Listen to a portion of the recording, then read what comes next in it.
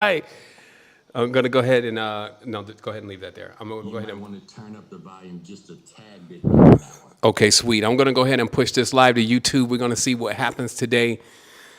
We have been trying to get this to work with YouTube for every time we've done the session. I spent some time yesterday calling them, making sure that everything was on point and working, and it happened to work. So today it looks like things are coming through clean, but I'm gonna let it buffer for just a little bit. Looks like it's coming through on my side as far as a clean signal. So that means we're broadcasting across all the social networks, including Instagram, which is great. And just give me a moment, though. I think I have this open. I have a couple mics open now. Yes.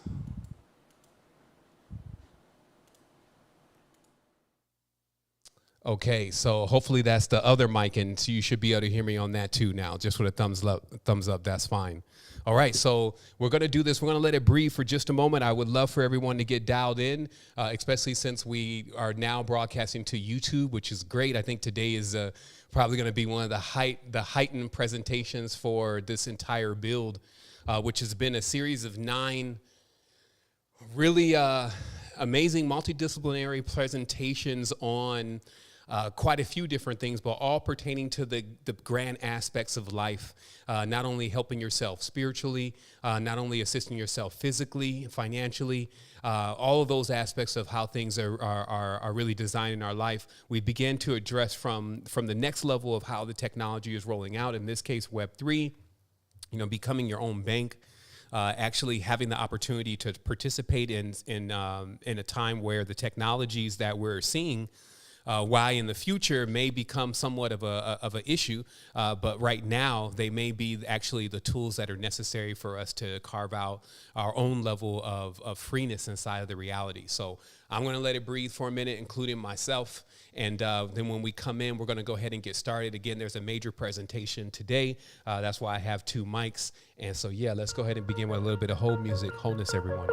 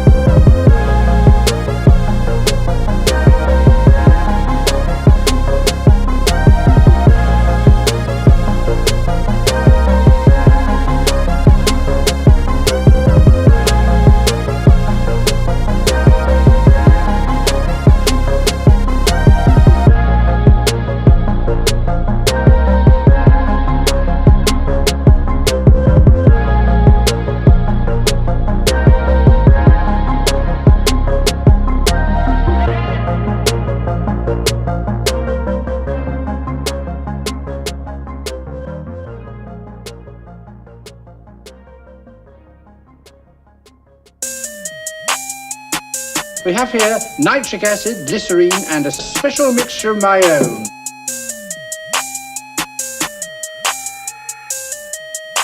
The Resistance is planning something bigger. To the future, to be exact.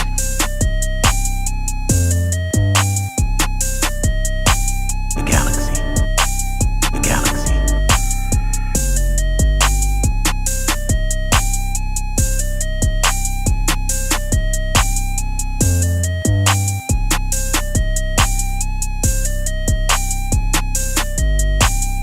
How dare you?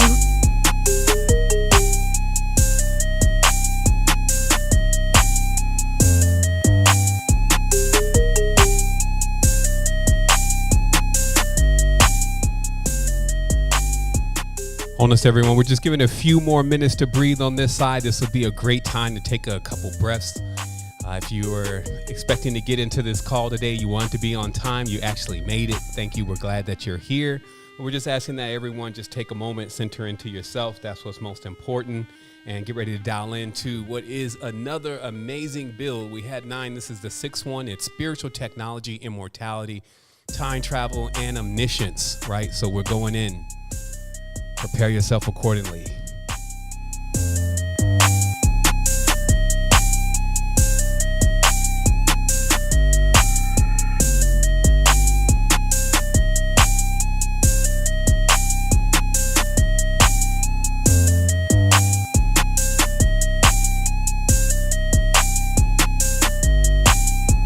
You all come to us young people for hope. How dare you? You have stolen my dreams and my childhood with your empty words. And yet, I'm one of the lucky ones. People are suffering. People are dying. Entire ecosystems are collapsing. We are in the beginning of a mass extinction. And all you can talk about is money and fairy tales of eternal economic growth. How dare you?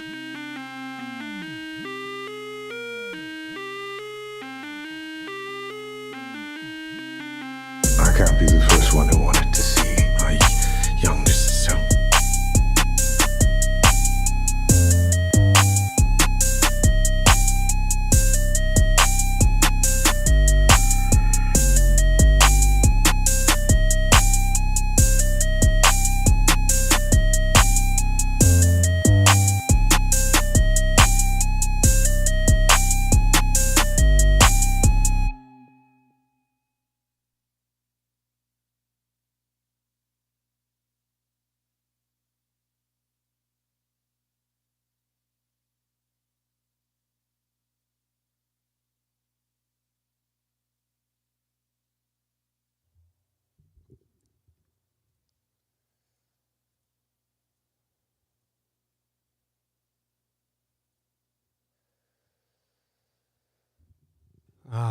That silence feels great.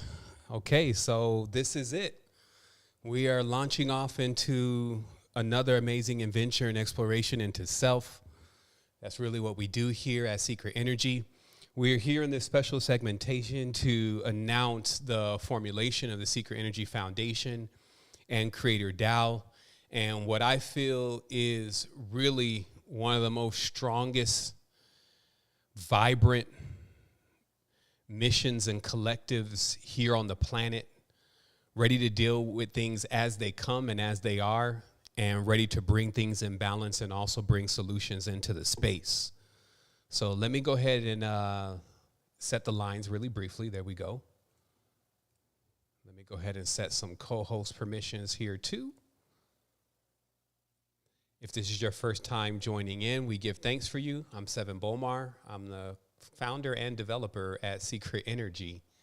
And I'm also here with the tribe because this is live, not only probably where you're looking at on social media, but also here in Zoom. We're inviting everyone to take a look at the links in the description if you want to not only participate in this amazing quest we have going on, where we're going to be gifting some Warriors of Love NFTs, and we're also going to be gifting some Vector Equilibriums, which I actually have in the studio today to show you, since the context of the build was about spiritual technology.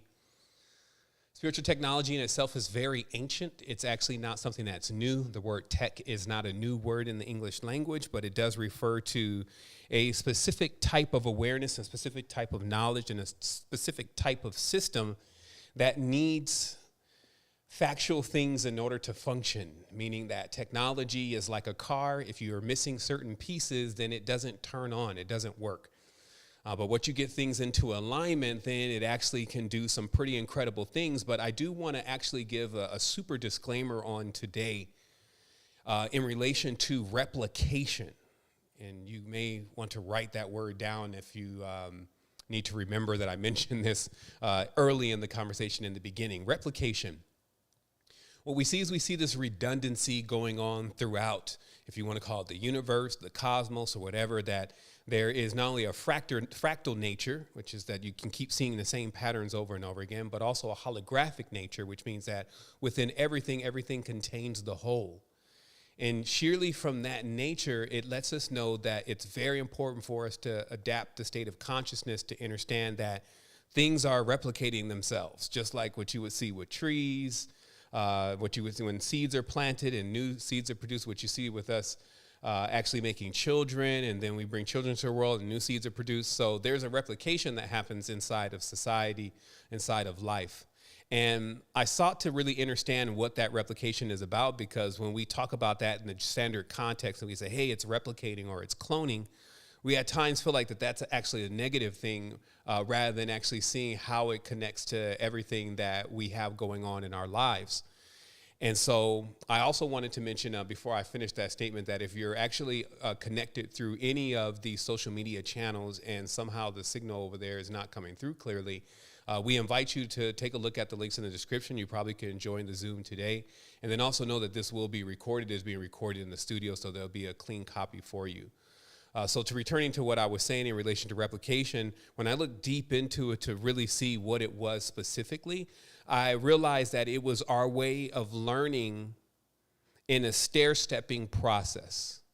And what I mean by that, just to give some clear examples, is the soul itself is obviously, or the body, I would say, is a replica of the soul in many ways, that it has the countenance and the form and the vibration and the energy of the soul that is inside of you. However, we can also still say, for those that have gone on those journeys, and this is what we're going to be getting into today, that for sure the soul is a much more powerful vehicle. I mean, it's not something that you really question, because the general vibration and the intensity of that vibration and how you feel it here on the physical plane is upped sometimes 50 to 100x when you enter the physical plane. So just in that relevance alone, it's almost like you can even say that it's possible that this is not life as we know it, the vibrant, well, actually, as a term, life as a term as we know it, right? Because we say that life is, and then we try to fill that in with energy, right? Life is energy. Energy in what state, though? Because even things that you would call dead may still, or for sure still have a vibrational frequency to them. So we learned that there's an entire frequency range, and that when you're truly living, as they would say, the frequency is much, much more higher than when you're kind of in this dial back, maybe calm, maybe repetitive mood that you normally could have on a physical plane. And so what I realize is that what the body does is, as a replica of the soul, is it allows us to begin to understand more about the soul, i.e. understand more about ourselves and what that really means and who we truly are, especially when you figure out that we're actually everything and you're just in this successional process of everything being revealed to you. And how that's going to roll out, especially for humanities, is going to roll out in what I'm calling advanced intelligence. And all which they're calling artificial intelligence. But all advanced intelligence is simply a replica or a display of what is inside of something that is far more deeper and far more complex. So it's important to, or some would say super simple even. It covers all those ranges. So we're in this process, if you may. It's like training wheels of understanding what we're capable of doing, who we really are. And I came in on this on a certain leg of the journey where I was brought in front of that for 2 weeks. I went into this immensely high vibration. And in that process, I saw and I experienced many things. And I set off with this one objective, and that was to open the eyes of the beloved. This was the term that was being used. It was a reference that was made to, even if you become super advanced, you still hearken back or think about those that you cared about, hopefully. Some believe that super advanced means that doesn't happen, but I'm telling you, that's probably the wrong direction. Actually, super advanced means you become more empathic, you become more aware, but you just know how to deal with all of that. You become a very strong, grounded being. So rather than sometimes, crying, because crying is a very healthy emotion, but it does mean that in many ways you're being squeezed and your aura is being squeezed to its extent. But in that, you can go into a situation and you could deal with a situation without falling all apart and going into tears.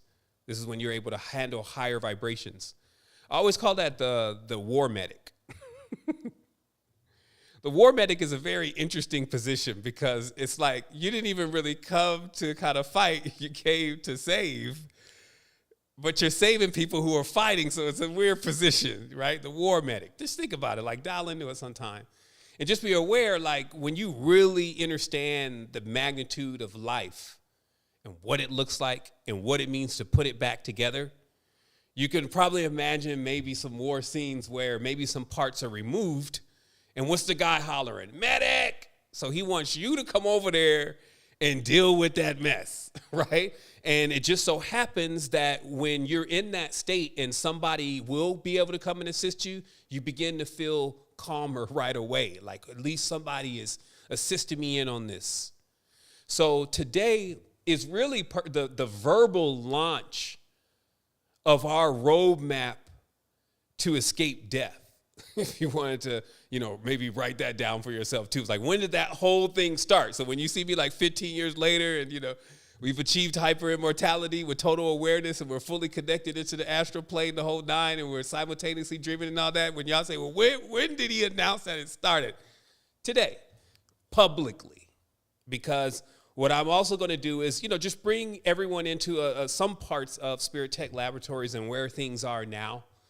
And, what we really plan to do, especially in this space. Because remember, it's like, if it's not on the billboards with millions of views on YouTube and on Instagram and then CNN too, and on World Star, then technically it's almost like it's not even happening in today's world. And sometimes I think that, if you're developing something and it's really integral and it's really, really polished, you may not want to bring all of that in.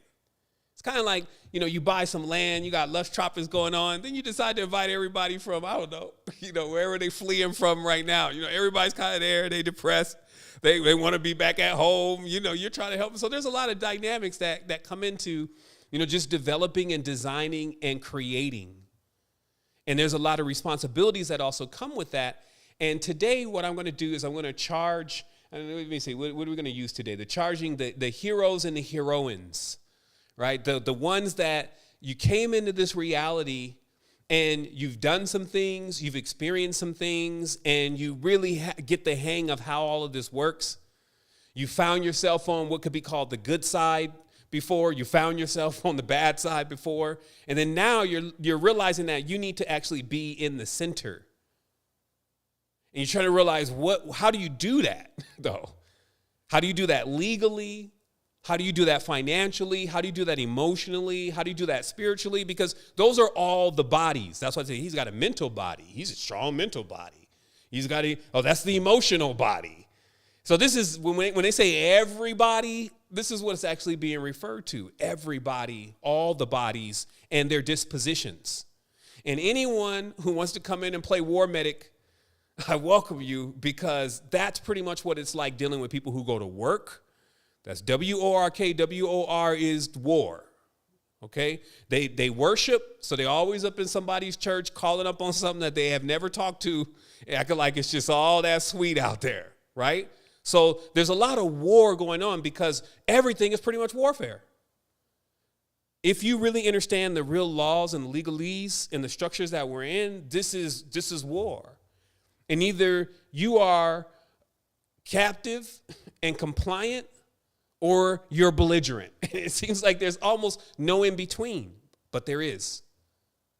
There's a stage of wholeness that is able to be reached where you're able to maximize your energetic field, but that doesn't mean you're actually dying or toning it down or going away. And I gave an analogy about this. Like, imagine I got a car that once it hits 280 miles an hour, it's just coming out of second gear. Versus somebody else can have a car that is the limit, maybe 280 miles an hour. Still for cars, that you ain't finna, you're at like 160, 140, right? But then you got other cars that it's much more. Let's talk about wind. Like a boxer. You just basically, these are beings that can run at your highest capacity on idle. And this is what we have to be in this reality now. Like when we talk about cranking this up, it doesn't mean that go and deplete all your energy though. So I want to take a moment because I see it says my connection on this side is unstable. And what I want to make sure of is that if things are thumb up. All right, so shoot, if you unstable over there, just catch that. I'm also monitoring the chats. It's a glitch. It's not working for me. Well, we got you. Just get every third word, like reading an old scroll. They'd be like, this part was badly damaged. And I was like, that's ironic. It gets badly damaged right when it was about to spill the beans on the whole thing. You ever read books like that? Like, and it's badly damaged here. I'm like, okay, come on, man. So anyway, returning to what I was saying, in this reality of war, this is the versus war, okay? Everybody is just like against everybody else, like however you could cut it. Even like it doesn't matter what you do. And this is like dealing with this. Like I've been dealing with this for 12, 14 years now.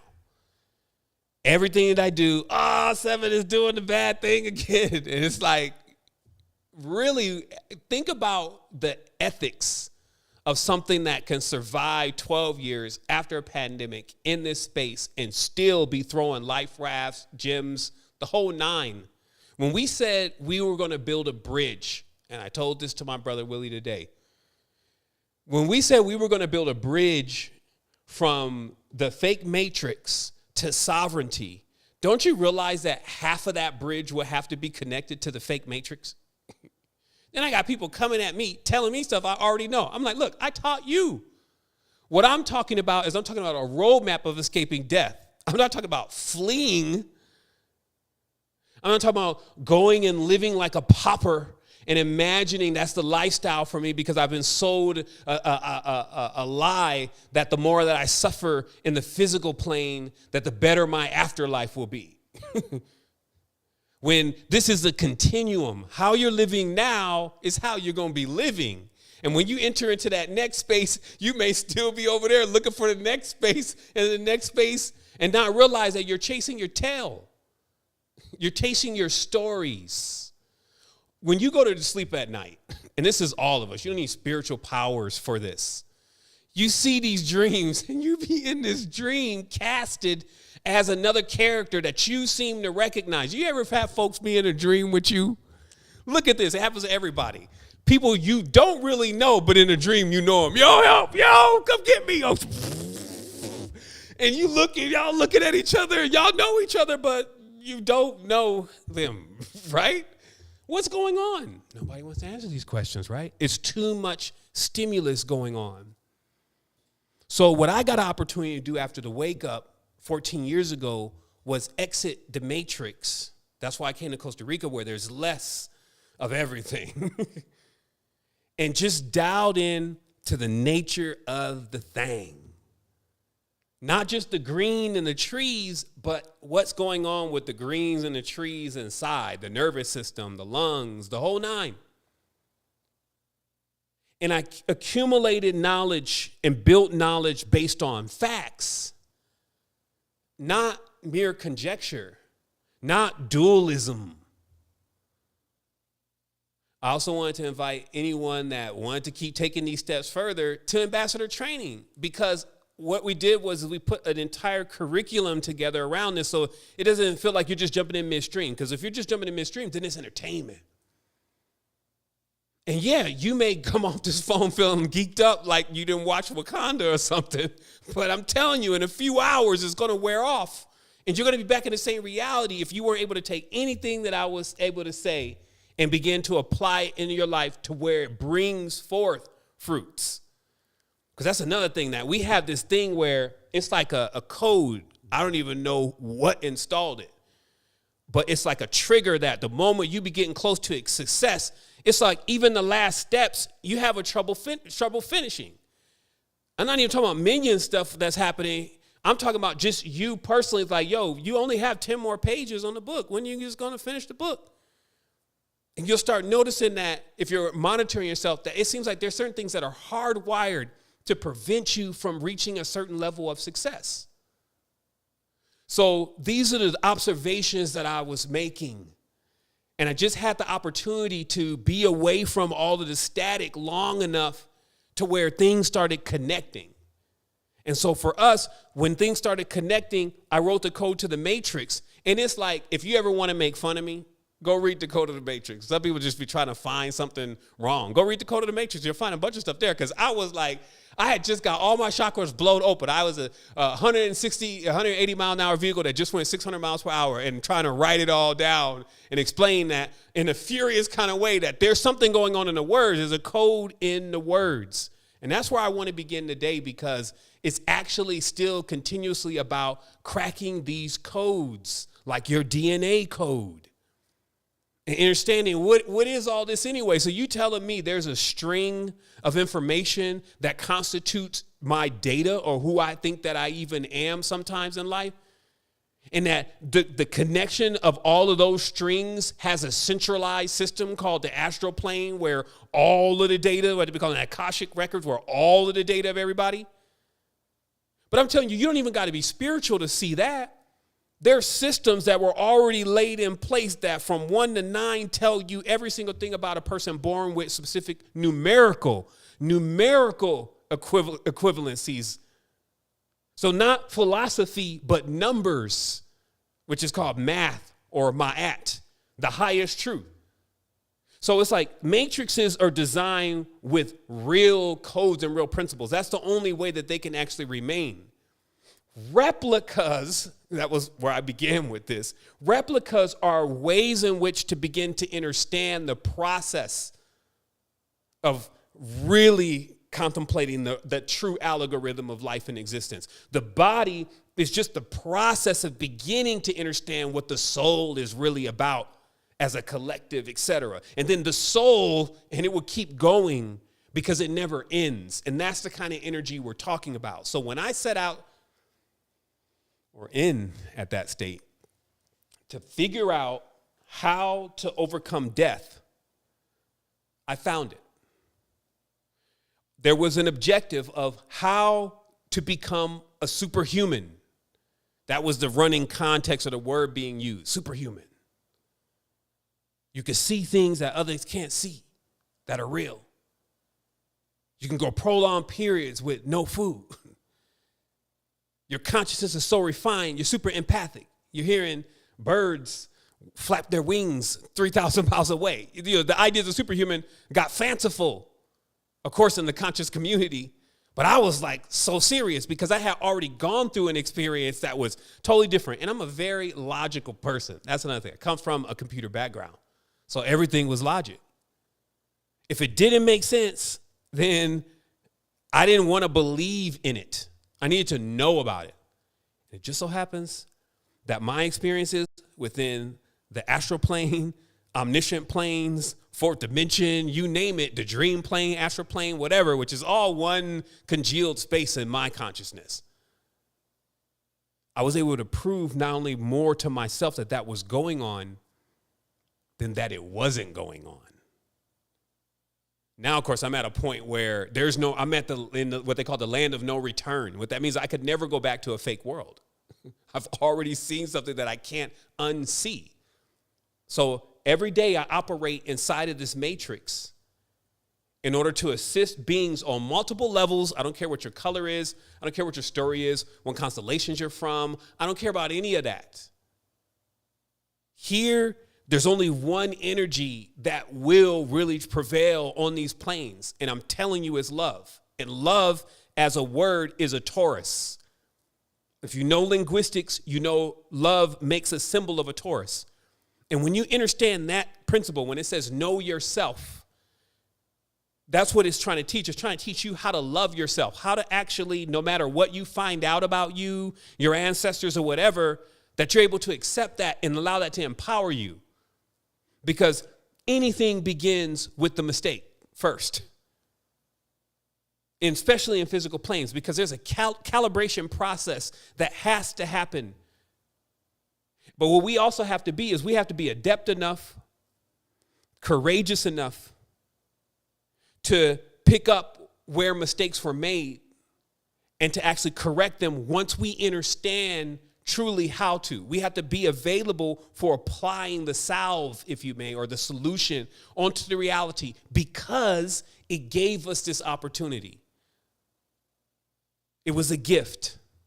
So even if you don't like it no more, you can't stand it, but you're still eating in it, you laugh in it, you get your pleasures from it, you still have this obligation. And that to me is the obligation that we have to our mothers.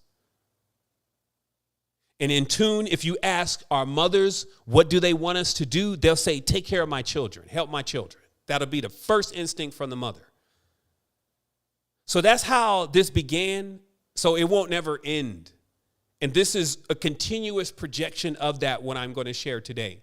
So as I said, my goal was to activate this superhuman, and I figured out that there was this secret in words, that the words were telling us something, truly. And the more I began to look at words, I began to understand how it controls the direction of your brain. It's actually the very program that you're thinking in.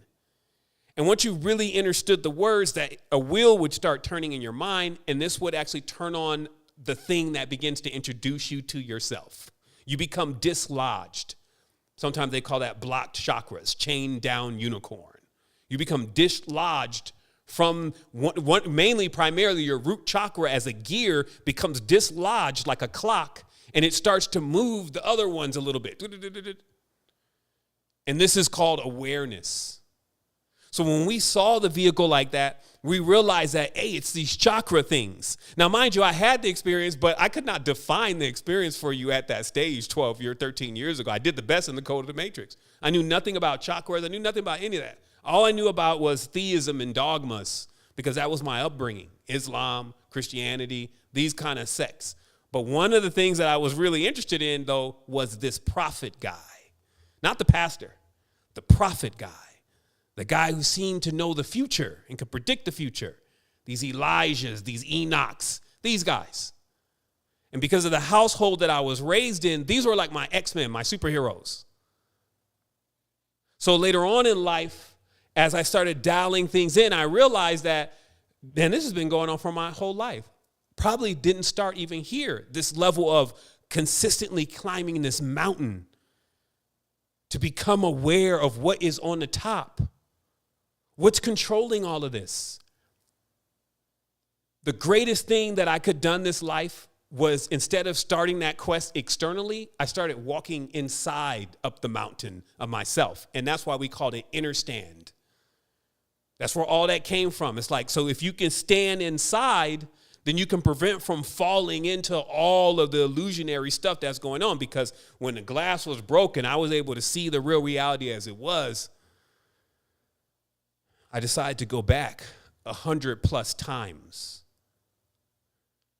meaning that I was able to level out, get to Costa Rica, and then realize from other people that were teaching me and other elders that I was bumping into synchronistically that this opening the third eye thing and this other dimension thing wasn't new.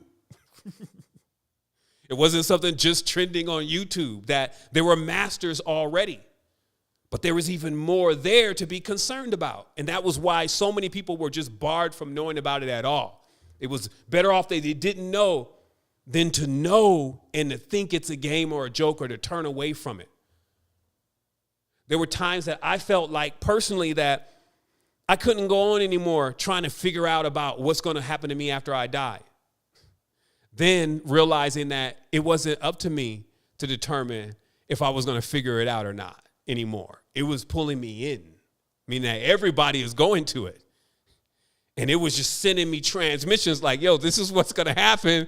This is what you need to do. It happens to everybody. I don't know where's your consciousness at? You're not even worried about the big stuff. Let me put you in on the big things so you can start realizing what's going on with yourself. Let's get into you now.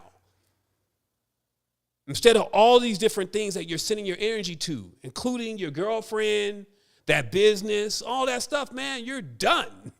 Like, think about who's really, when I die, your eyes don't close.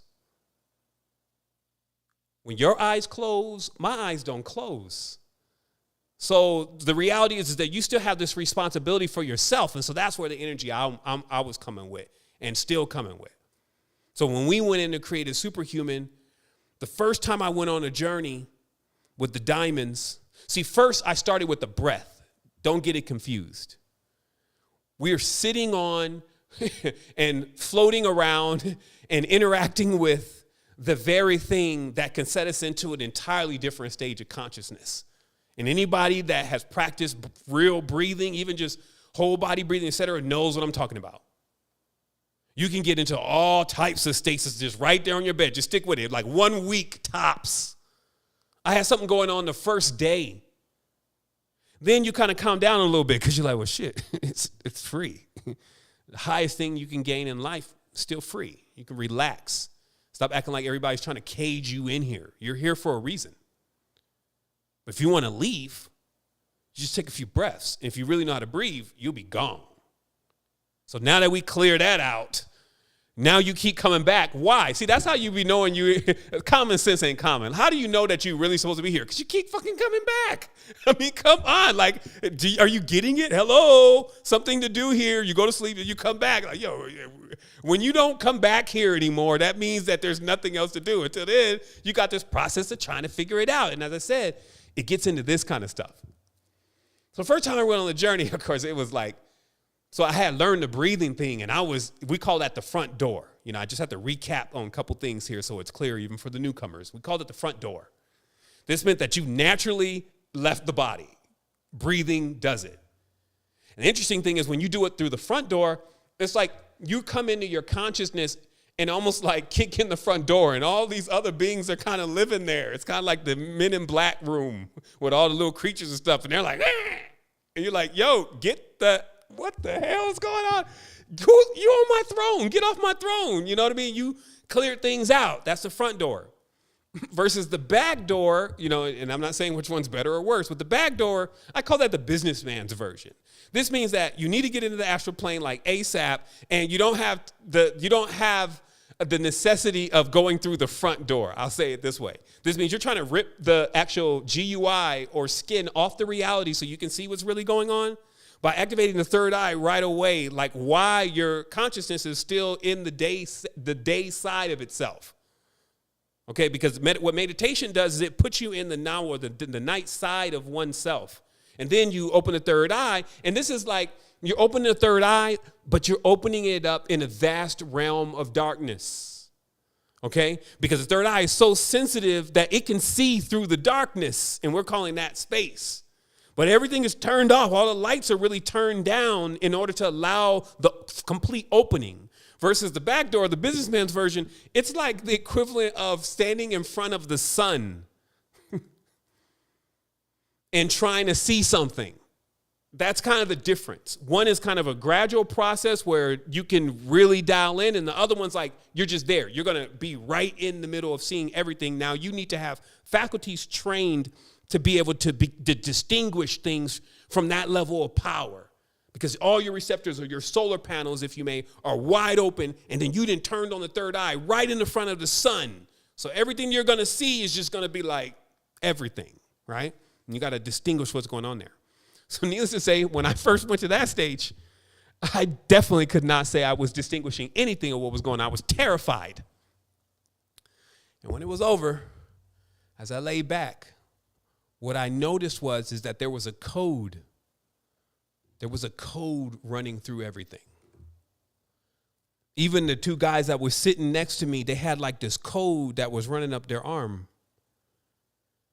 And even though I'm flying by the seat of my pants, I just remind myself, yo, there's a code there, and we need to crack that code or write that code down or something and translate it back into this dimension because it's there. You can see it.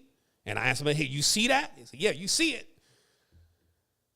So at the end of the day, which was 100 DMT journeys for me to not only extract the code, but also just to get comfortable with being in a space so serious. So serious. It's like you in there with great granddad and grandma. And then when you say something, boy, you better shut up. Like, but grandma, boy, don't you talk in here. This is what it be like. It's just so spooky. like, yeah, this is a little different, right? But that's the ride up. Like, the ride up, though, it's got other things going on. And then also I realized that it's also what's going on in your environment. I've had it's after 100 experience, because what we did was we went clinical with it. That's what spirit tech is. It's spiritual technology. Let's investigate. You got 100 journeys. There's diaries. There's elements. There's different variations. What were those 100 journeys? They were seeing what things really are. If this is supposed to be something that's crystal, let's open the third eye and see. But more importantly, feel. Because that's another thing about all this. Because we could talk about seeing a lot, but in this realm, seeing is feeling, right? So feeling it. So, all that, then you back again, then you grab the crystal, and then you see the crystal, the energy just going up to him, like, yeah, this is definitely something. I don't know what it is, but That was number 47. Journey 47. What happened? Crystal is alien, clearly something else. I think we need to tone it down a little bit, turn down the frequencies, blah, blah, blah. So this was the journeys, right?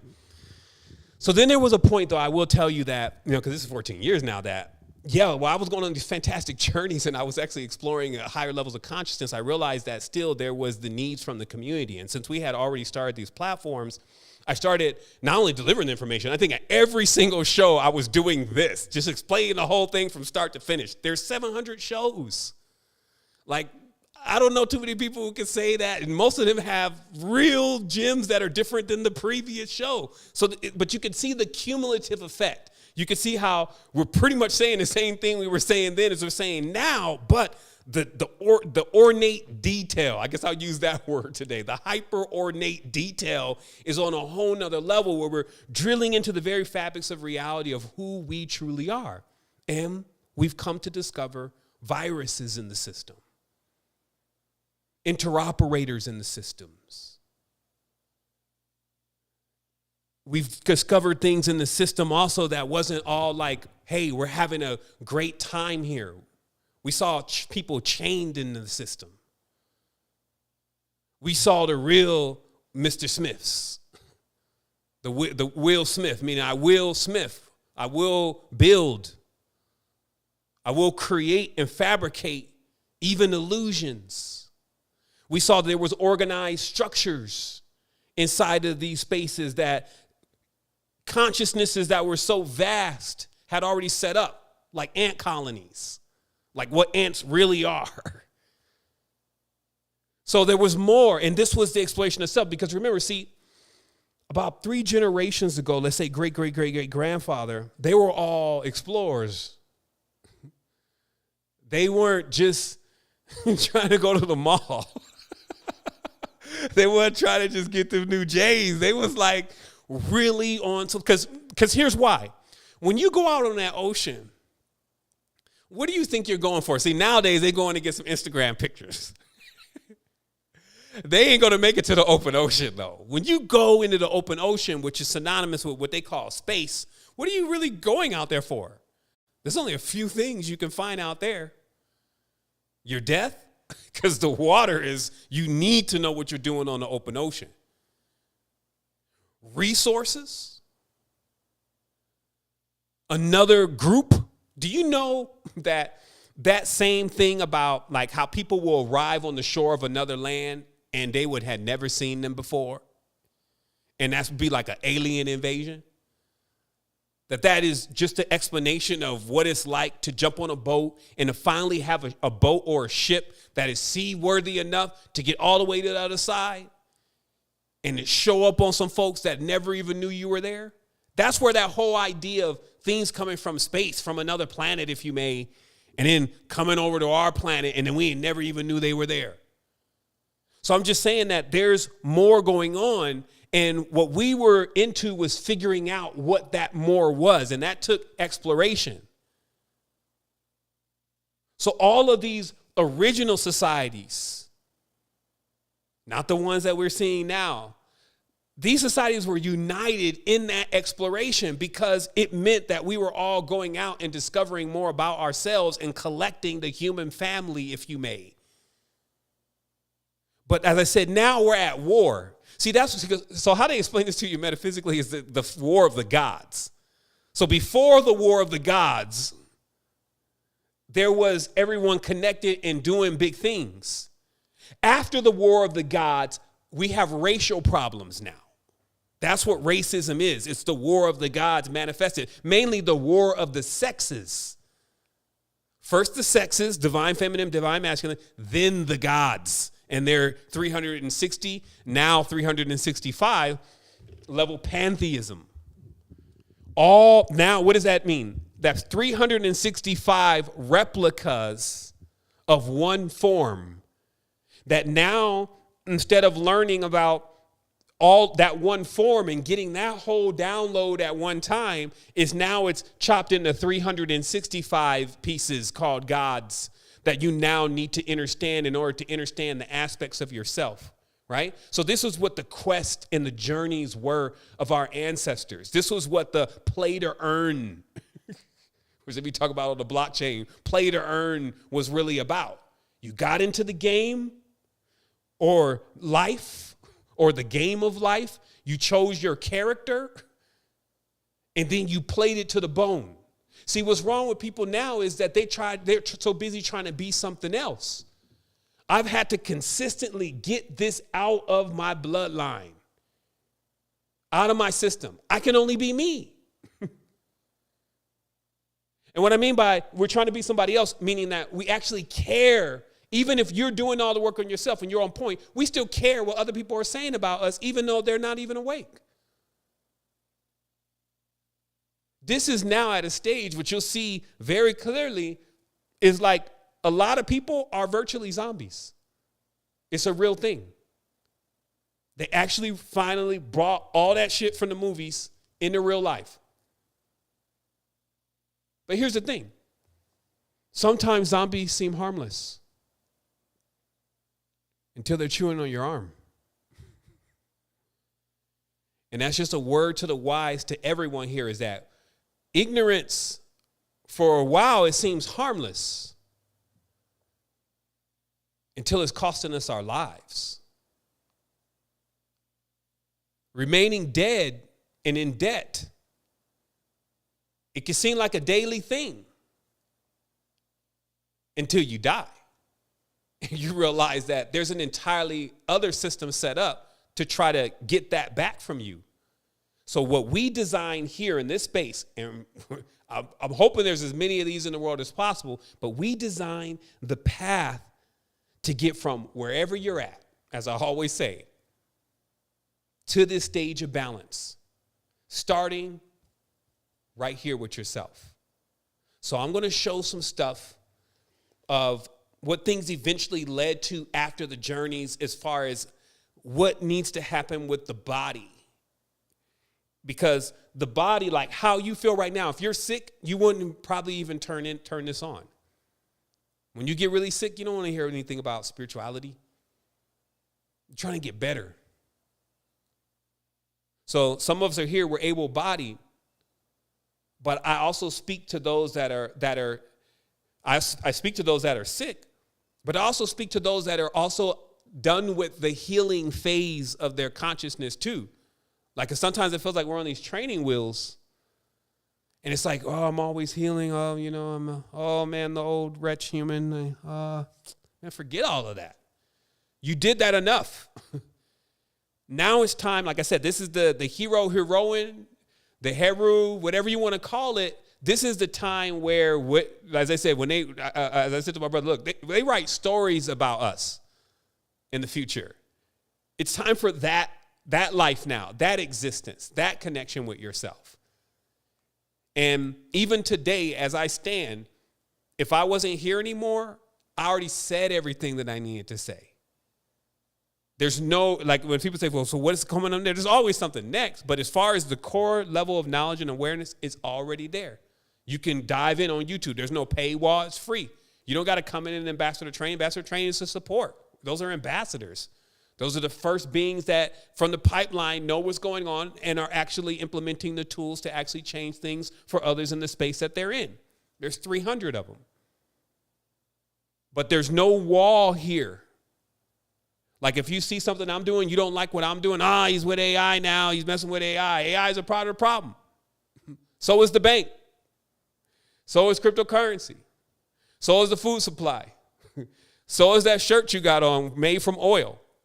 So what you need is a plan then, right? Because either you're going to stay in that. Oh, it was my fault. It's my fault. I can't do nothing. Or you're going to realize, as it says, that everything is an opportunity. There are no enemies. There's only opportunities. But the opportunities that you choose will affect your future. So have a plan. The vision here is, I give it 3 years. 3 years before there's a strong bridge built that could take anyone from the matrix to total sovereignty. That's what I'm going at. And everything is at my disposal. AI, Saturn, Venus, reptiles, cheesecake, whatever.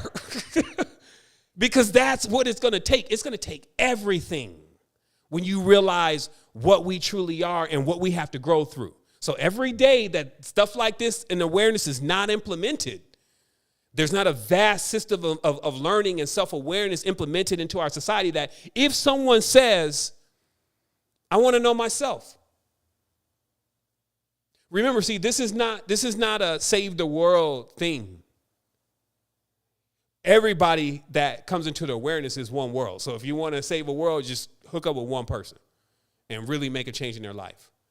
What this is that one thing that did happen that I didn't like at all. When I went into the level of awareness that I went into, is I couldn't really find anybody to help me and explain to me what I had experienced at all. I told you I wrote the Kundalini Society of America. They didn't write me back and mistakenly sent me an internal email where the guy was explaining, basically this guy, he's gone through the experience. What should we do now? So they don't know what to do with you when you activate Kundalini. And I see why, because when a lot of people activate Kundalini, since it's trending now and they go drink up all these medicines, they don't have a foundation. So they blast off and it seems like they never land. And I cry for them. I mean, it's like I be trying to find solutions to bring crazy people back. You see what I mean? So it gets deeper. It's like you start seeing in the field, like my peers, the people who also were teaching at the time I taught, and kind of like some of the choices that they've had to make down the road because nobody was there to support them.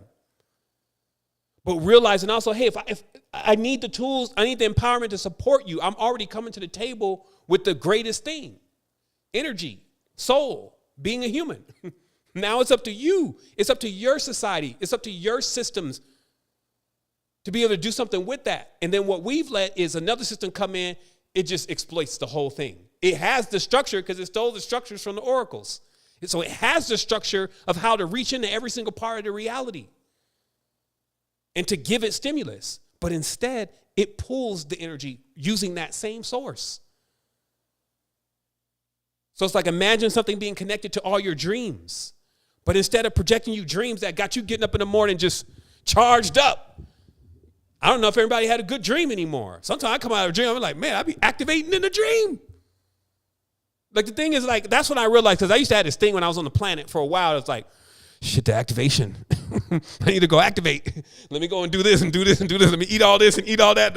All these mushrooms and psilocybins and myceliums and all this kind of stuff. And, let me go on this diet. Let me go on this. And I'm sure my other self was just looking at me like, look, man, if we want you to activate, watch this. I go to sleep. Boom. Right? And then that night, you ate some Doritos or something. It's like, okay, how? I got depressed that night. I finally killed my kale diet and went and ate some Doritos, and somehow I went to the Arabot. What are the rules to this? There are no rules. What it is about every single moment maintaining the balance within the system, being able to come back in on yourself, reboot into reality, be empathic, see bad things happening. But as I said, be the medic on the zone. Like, yo, we get you taken care of. Like, don't worry, we developing something, get that leg back working again. But for now, let's just stop the bleeding. But again, where most are at is because they're locked in a state of mind of good or evil, is they're just trying to figure out what you're doing wrong so they can judge you, so they can feel like a god for a moment. This is just that part of, if you've been being a kid in the reality and the reality and treating you like a kid, not like a child, but childish. When you have surrogate parents that don't even act like that, they care about you. And then you grow up like that. Now you get a little fame from something. I don't know, maybe putting your booty out or something. I don't know. Get a little fame from something. And then now you want to leverage on everybody else how you are so much more special than them, to ease that pain of the rejection that you have been through. And this is like spinning into reality. That's why there's so much war and so much versus, when we all should know everybody's children are at stake here. We keep this up, everybody's children, black, white, brown, yellow, green, purple. I don't care what planet you're from. You keep this up, you don't get it together, you don't harmonize it. There's some interoperators, and boy, they seem to have an infinite exploration of actually getting inside of people's DNA and getting them on a chain, an old slave chain. So that same energy that I said, see, there's nothing wrong with ropes and chains and all that stuff. We use that on boats. But if it's around your neck, that's not the place to put it. So we have to be able to take the structure, refine it.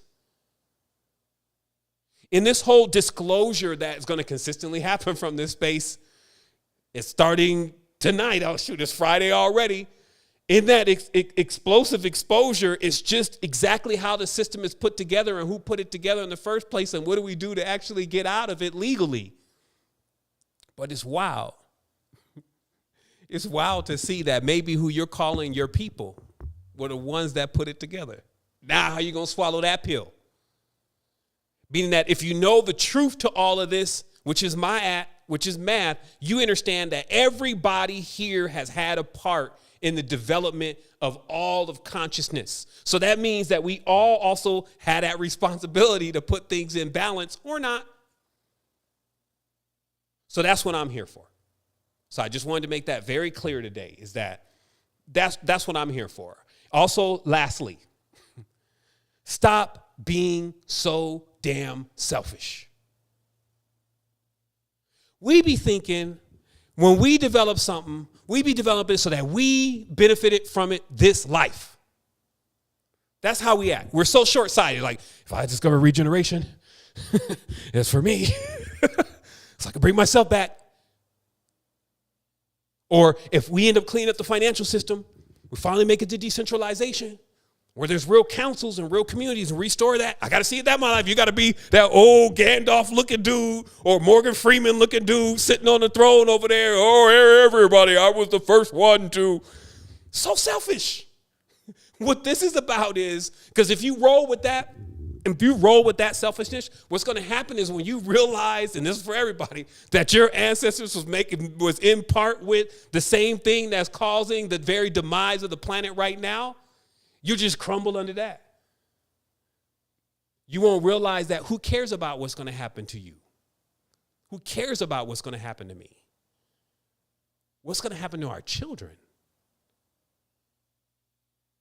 And I will tell you, though, from my own meanderings on the astral plane, that if you can get your children into alignment, even what you may have failed in, what you did not rectify, the space that you're going to, you'll still be able to, at minimum, see how they benefit from their sovereignty that you give them. And at maximum, you may actually even be able to become them because the DNA is still woven that way. But we can't talk about any of that right now. This is a very serious conversation today, just this one segment. I'm not in this for myself. I'm good. What I'm concerned about is what's going to happen to our children. So anything that I need to do, wherever I need to be, whatever I need to be involved in, whatever I need to know, whatever I need to get an awareness on, whatever I need to talk about, all of that, if it's going to better the children, I'm in. That's how my mission personally started. So I just wanted to explain that to everybody that, listen, you're talking to me about when the whole cryptocurrency thing started, people were at me about it then. Oh, man, crypto's the devil. These are the same people that they basically left the church and came to the conscious community. And they're trying to find the devil again. I seen the enemy. He is me. That's what they explain. I even think Hitler said it. I seen the superhuman because basically with all them drugs he was on, he basically became a superhuman. He said he's cruel and intrepid. That was how he was.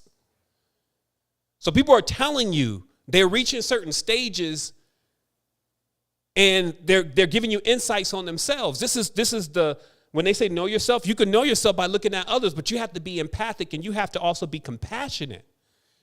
If I'm going to look at the bleeding person and mean, well, he's dead. It's like, oh, wait, he's dead. But see, now look at the reality, though. This is kind of how stuff is. They just ran a video about they was in there in the place when some people had the monkey, and the people in the hospital was like, I'm not touching him. So that's Hippocratic. You're violating the Hippocratic oath.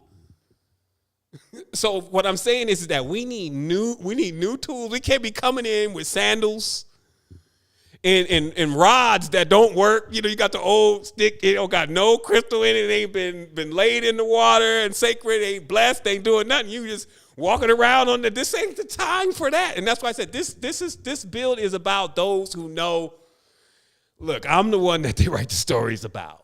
I'm never making it on the list most of the time of who everybody prefers. They still try to wonder if I'm pro-black, if I'm pro-white, if I'm pro-alien, if I'm pro-something. And I keep explaining them over and over again. Look, this is what everything looks like as a replica. This thing right here is only the beginning. My 100th something trip when I decided it was time to be off the journeys. I haven't been on a journey in maybe a year now, 2 years. I died for the final time, the real death.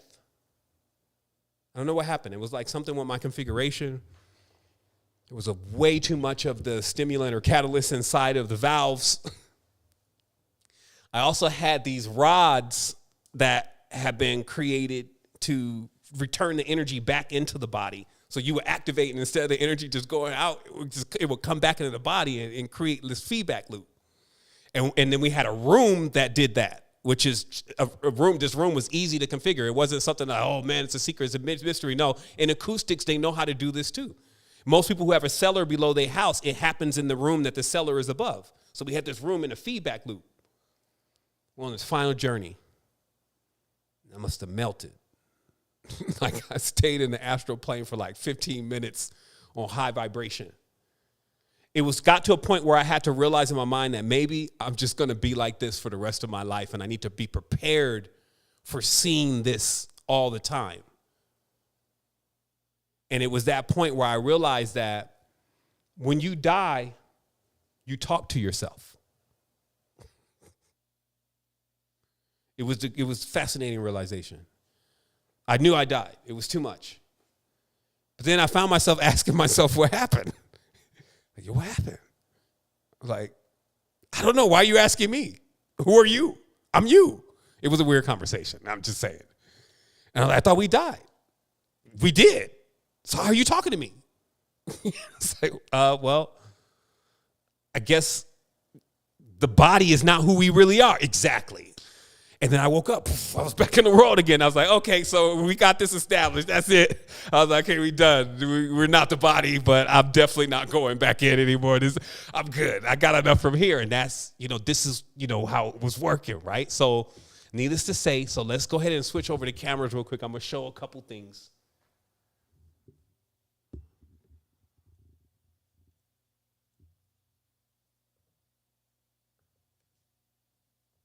All right.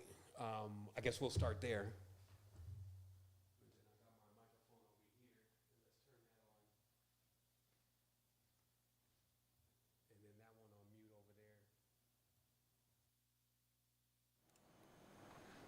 Then we'll turn this one off too, because it seemed like it was causing some issues. Okay, so by a sign of thumbs up, Sean, am I here? Can you hear me again over there?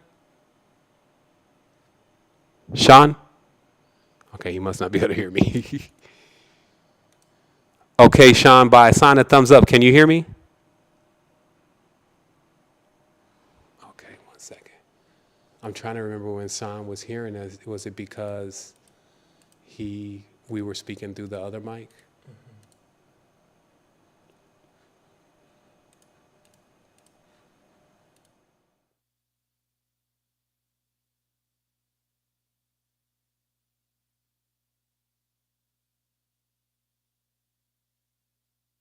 We should live. Okay, everyone. Sean, can you hear me? Okay, so I think how this is working is it's working on, like they would be able to hear me on, maybe it's this. Oh, 1 second. Testing, 1, 2, 3. Let me turn this off. Testing, 1, 2, 3. Testing, 1, 2, 3. Oh, this is not on. Oh, no, wait. No, it is on. It is on. Okay. Okay, let me go ahead and unmute that. Okay, Sean, can you hear me now? Okay, it looks like we are having a little issue with the mic, so let me figure out a quick solution here with the other mic. I thought we got it working, though. Let's come in tight real quick for some. There we go.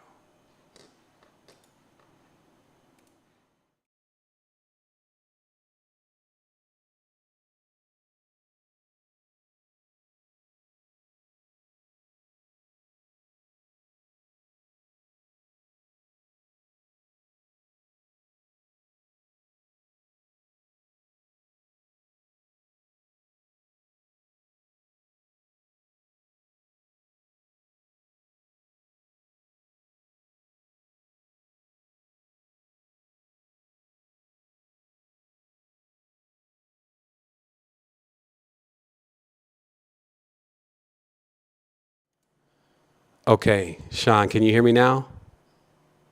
Okay, nice. All right.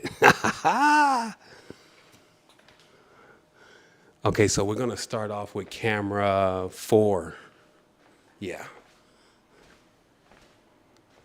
Okay. All right, so we're good. All right, so Sean, if you could do me one more time, just a thumbs up that everything is coming through clear. If you can look over at Sean on that screen. Sean got a thumbs up over there. Should it be more louder? He say thumbs down? Not good? I can hear you on Zoom, but not on YouTube. Okay, 1 second.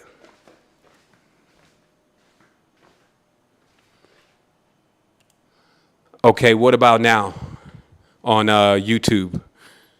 All right, that's what's up. That's what's up. All right, everyone. Yeah, the whole microphone thing is always interesting, but we are forward again. All right, so now what I'm going to do here, so as you know, we are doing this launch. And in this launch, we also have the vector equilibriums also being given away, okay? And so I'm going to explain a little bit about Spirit Tech and our process with our technology and where we're at now. And then that's going to bring some clarity to everything. So let me just kind of collect myself over here. Hold on. Yes. Let me get a little bit of water over here.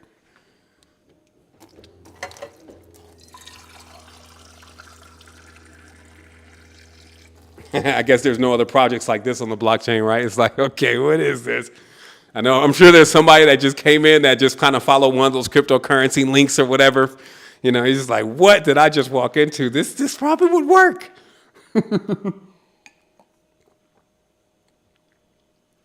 Okay, so let me talk a little bit about spirit tech. So what was going on is that as I was going through these experiences, there were certain things that were clearly enhancing the experience. As I mentioned before, the goal is to actually find out what certain elements do.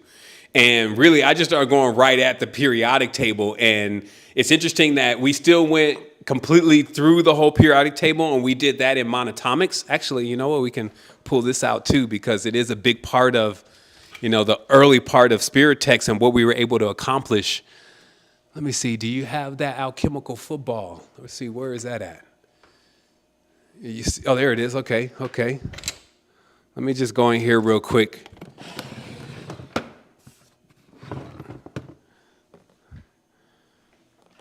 So I'm gonna grab this real quick. So what we did was, okay, that's open over there. So what we did is we stabilized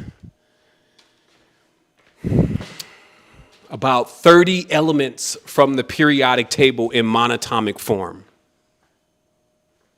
We're good? Okay, all right. So we stabilize about 40 elements from the periodic table in monatomic form.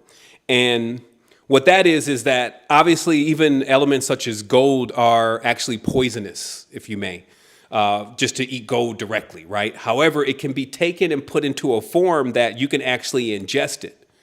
So it was discovered also that you can do that with many of the elements on the periodic table if you had the type of equipment, which is basically like a mini collider. It just slams particles together until it pulls off one of the atoms, and then it's there with the single atom.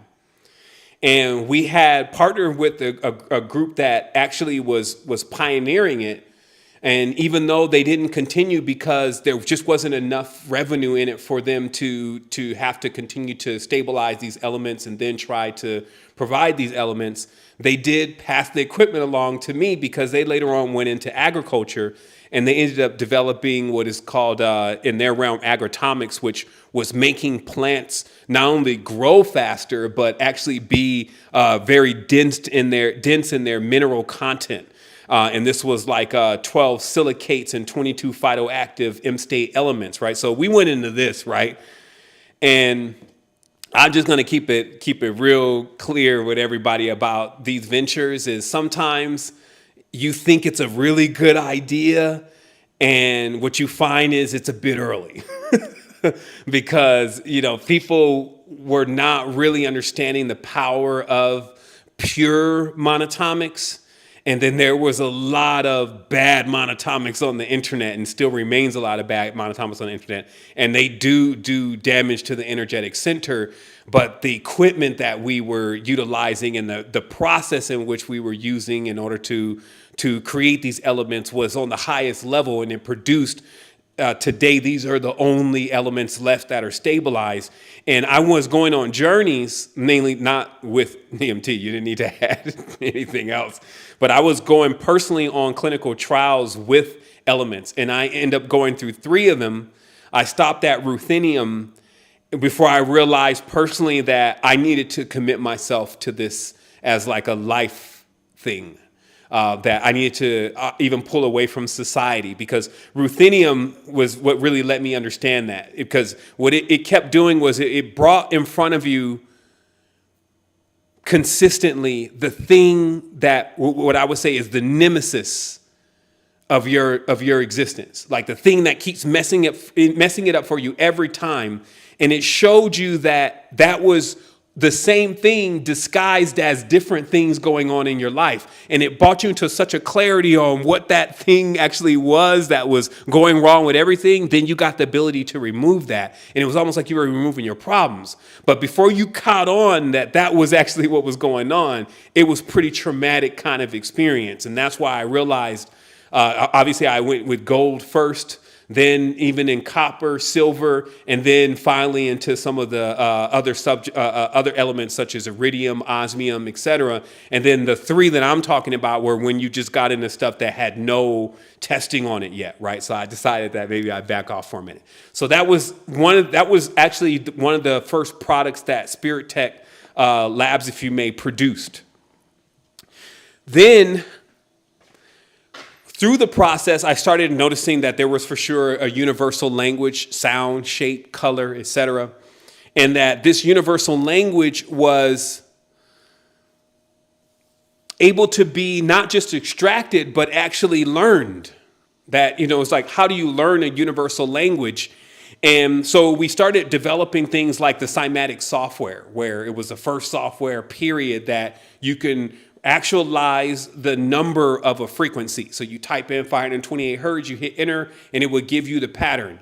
But you could go through the whole frequency spectrum, and some of the patterns were very interesting. Some of the patterns even moved on when they were printed. So you print the sheet of paper, and then you would look at it, and the pattern would be moving.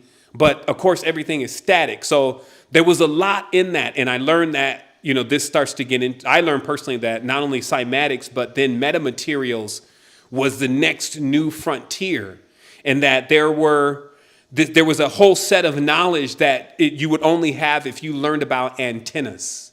Like if your job is to configure a 5G pole or telephone line, then you need to know how to transmit and receive frequencies. And how you transmit and receive frequencies is based on specific patterns that cover that bandwidth.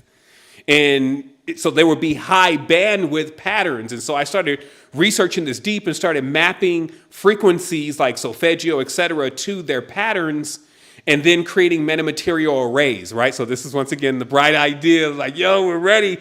Because at this level, because you start saying, so what can we do with this?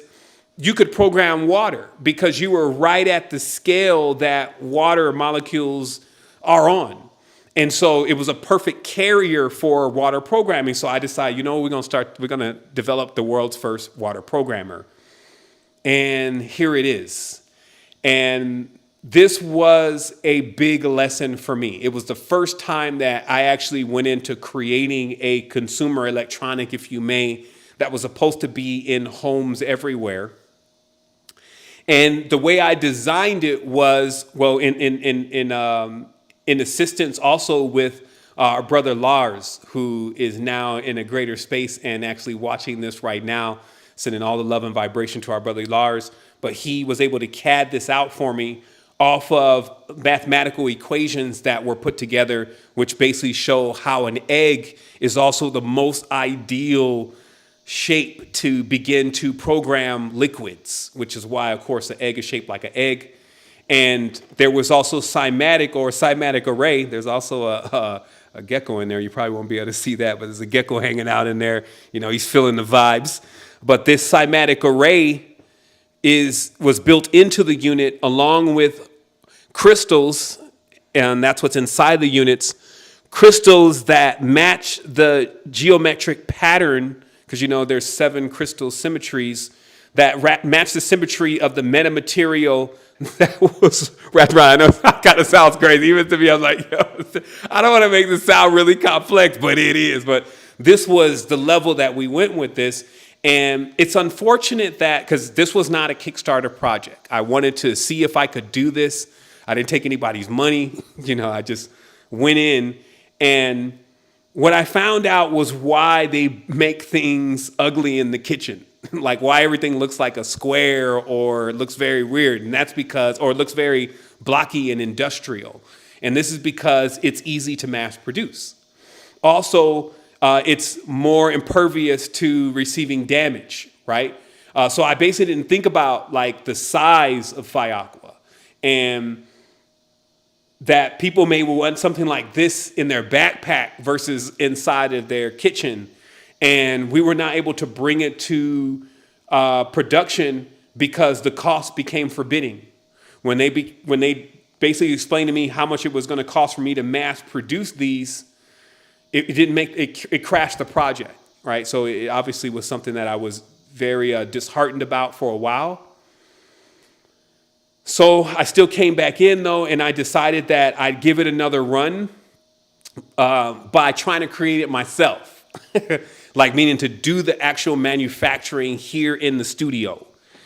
And needless to say, while we ended up cracking into another variant of this same technology, which is sound, shape, color, in order to program water, that was in a whole different format, I was able to acquire the level of equipment to be able to produce this. And once I got at that level, so that's not only just buying equipment also. Now, like in certain respect, again, I come from a technological background, but now I'm in the CAD, I'm in the drafting, I'm in the antenna research, so I'm crossing into other fields. And so this means I got to spend time in learning things and making mistakes, right? And so once I got done with the whole process of applications, I realized that I could do this in a different way, a much more refined way.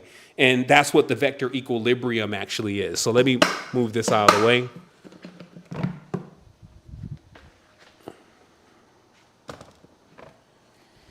So, but I want to talk about this in order though. So the vector equilibrium though, which is here, is something that's been like 4 years in the making. Like it definitely did not come overnight, because it was a lot of extra dialing in to simplify. I won't say that the vector equilibrium programs water, because that's not the only thing that it can do, and that's not its primary function, versus FIACWA's primary function is to program water, versus the vector equilibrium is actually working with the energetic field in your space and also amplifying the energetic field after it's balanced the energetic field and then returns it into the body.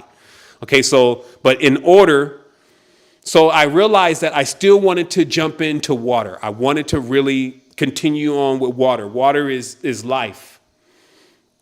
And that's when I said we ended up going full circle. That's what I was explaining in the beginning, because we went through every single element almost on the periodic table, the ones that could be stabilized.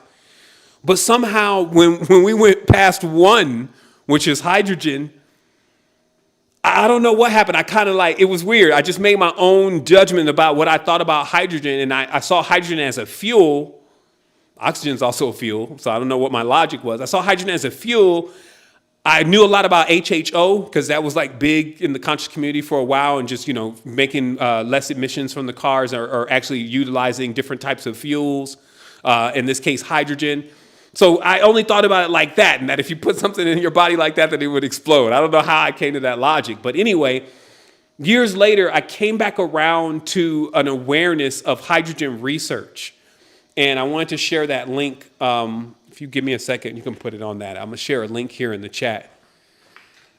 And it's just that I came across, through a series of events, lots of information about that hydrogen was basically the element that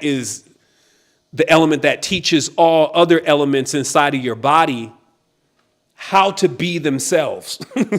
That's the easiest way to explain it. How to carry on their function, because many of these elements have forgotten what they're even supposed to do. So number one is like the OG. We always say roll with the winners. Hydrogen is something that you begin to administer into your body, and then it needs to take, because when your body gets hydrogen at first, it's like, what is this?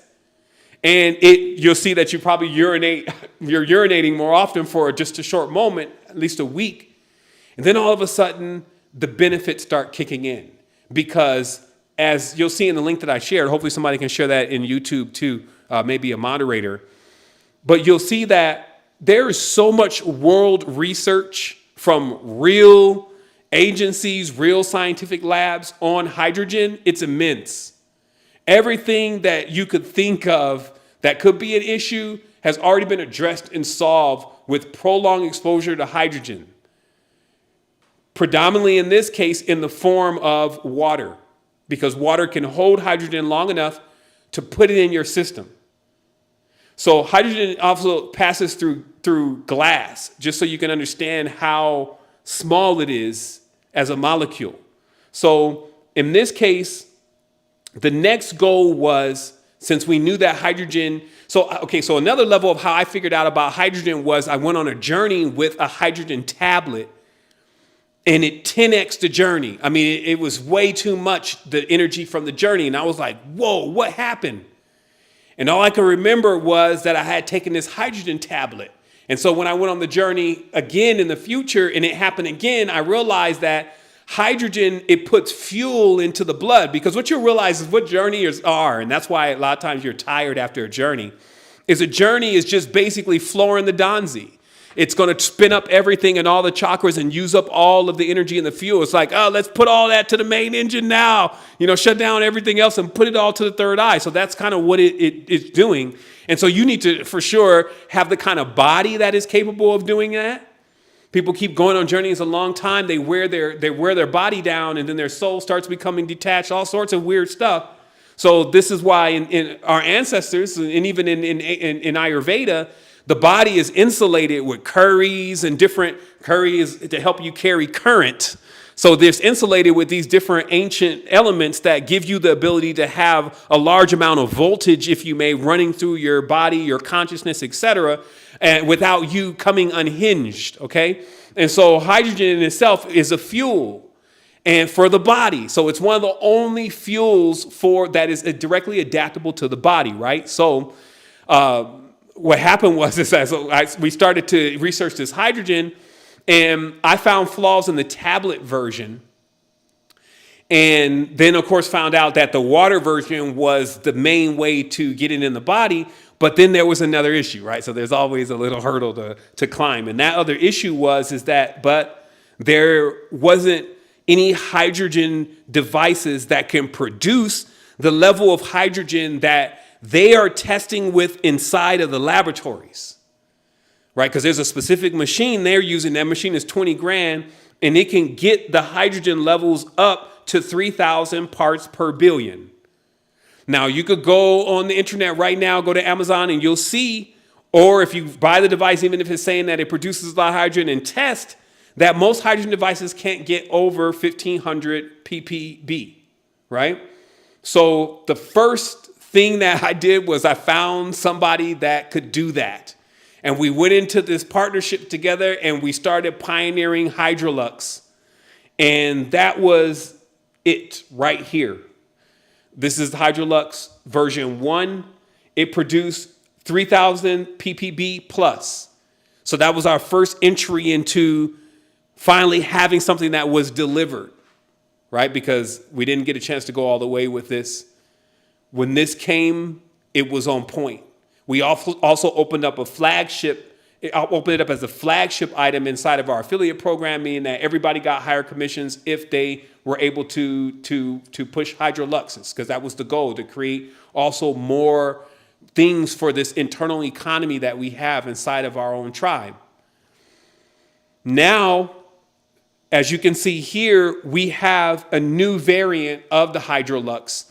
And we're still in that process of thinking about whether we're going to release this or not, or, what are we going to do? I think we are, because now we have been able to gain 3,000 more ppb, meaning that now the unit produces 6,000 parts per billion inside of this. And the reason why we're able to accomplish that is because the cap on this is it's capable of keeping the hydrogen contents under pressure. And so you're going to hear it here in a moment.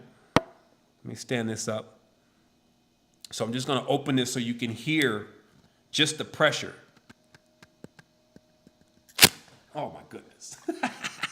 So what that means is remember that what hydrogen has to do is hydrogen has to be forced into water. Because hydrogen wants to just go to the top part of the atmosphere. That's why we always say roll with the winners. It just wants to go high. So because of your containment unit, though, when you drink it, it will go and become digested by your system and then actually become a fuel source for the body. So that's it for hydrogen. I'm not going to Hydrogen is big. You can check out the articles. You can see where the articles are linked to, and you can check out all of the .gov sites that have already done their research on this and the potential of what it's capable of doing. So then we move finally into the vector equilibrium. So now I was like, okay, so we need to get this technology into the palm of the hand. That's the age that we're living in now. And so I started on this project of visualizing what that would be and doing, all the computations that are necessary, dialing into the geometry, the elements, the formation. And in the end, which is but the beginning, the vector equilibrium was developed. Now, I know that this may be tough to be seen, so I'm just going to put it here on the counter, and maybe Destin will be able to zoom into it. But what the vector equilibrium is it's, first of all, from the composition of the material in itself is conductive. The actual poles that you see here are these what you see as gold magnets. They are configured in a pattern that allows there to be a spiral taking place magnetically. And then inside of each array, there is an element or a noble element placed inside of the array. What does this do? So when you're holding this, so just holding it, and you're having a speech, or you're meditating, or you're doing really anything involved in energetics, what you begin to feel is you begin to feel that the energy from the elements that are embedded within this cuboctahedron are going into the hand that you're actually holding it in. Okay? So that's what this does, is it not only amplifies the energy field within the body, like basically allowing the blood to circulate better, but it also feeds the energy of the noble elements that are within the cuboctahedron into the hand. So this device also, it is, how can I put it? It is, there's a need for it to be cleaned, right? So we talk about astral hygiene in this case. So because of the composites and things that it consists of, what it's doing is it's also kind of purifying the field. But then when it does that, it will accumulate what you would call like the negative part of the field. And that's why we kind of suggest that this is like a personal item, that this is not something that you kind of just give to your friend, like, yo, check it out. The cuboctahedron or vector equilibrium that you have is like basically uniquely identified to you as you start interacting with it. So it becomes familiar with your energetic field, and then it cleans consistently the energetic field, kind of like a air purifier. And so when you're not using the vector equilibrium, you then place it into the storage container, which is here. And when I place it into this storage container, what it's going to do is it's going to then begin to charge it. So you'll feel like when it snaps in place, it'll snap in place, as that one did. And then you'll see that, you'll see the position of where those triangles are, and then you snap it into place. And in that, as you can see, it's a magnetically contained field. And what it's doing now is then it's just wiping off and balance. Well, it's actually balancing, because there's no energy. Energy is interesting. It doesn't actually go anywhere. It's just how it's configured. So it reconfigures that energy, and then it puts it into alignment. Each cuboctahedron or vector equilibrium, overall it's called the vector equilibrium, have serial numbers because vector equilibriums are actually an array, and that's what this is on the top. And maybe we can zoom in a little bit on that. I'll hold it here for a minute.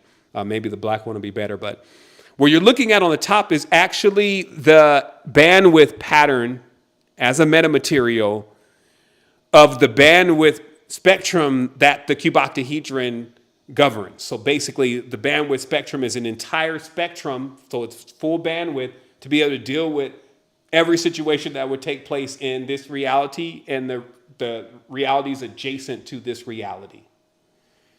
And so because of that, though, every cuboctahedron is actually unique. They cannot be by themselves per se. When you configure an array, you don't have just one unit. So this is like when you have Wi-Fi, the moment you get to a certain distance, there needs to be another one. It needs to repeat that vibration or frequency in order for there to be a matching of communication. So right now, there are 30 or so cuboctahedrons that are in an array. So they were all configured together to support basically each other. And when we launch, then those 30 cuboctahedrons are, as we know, as their IRLs inside of our NFTs.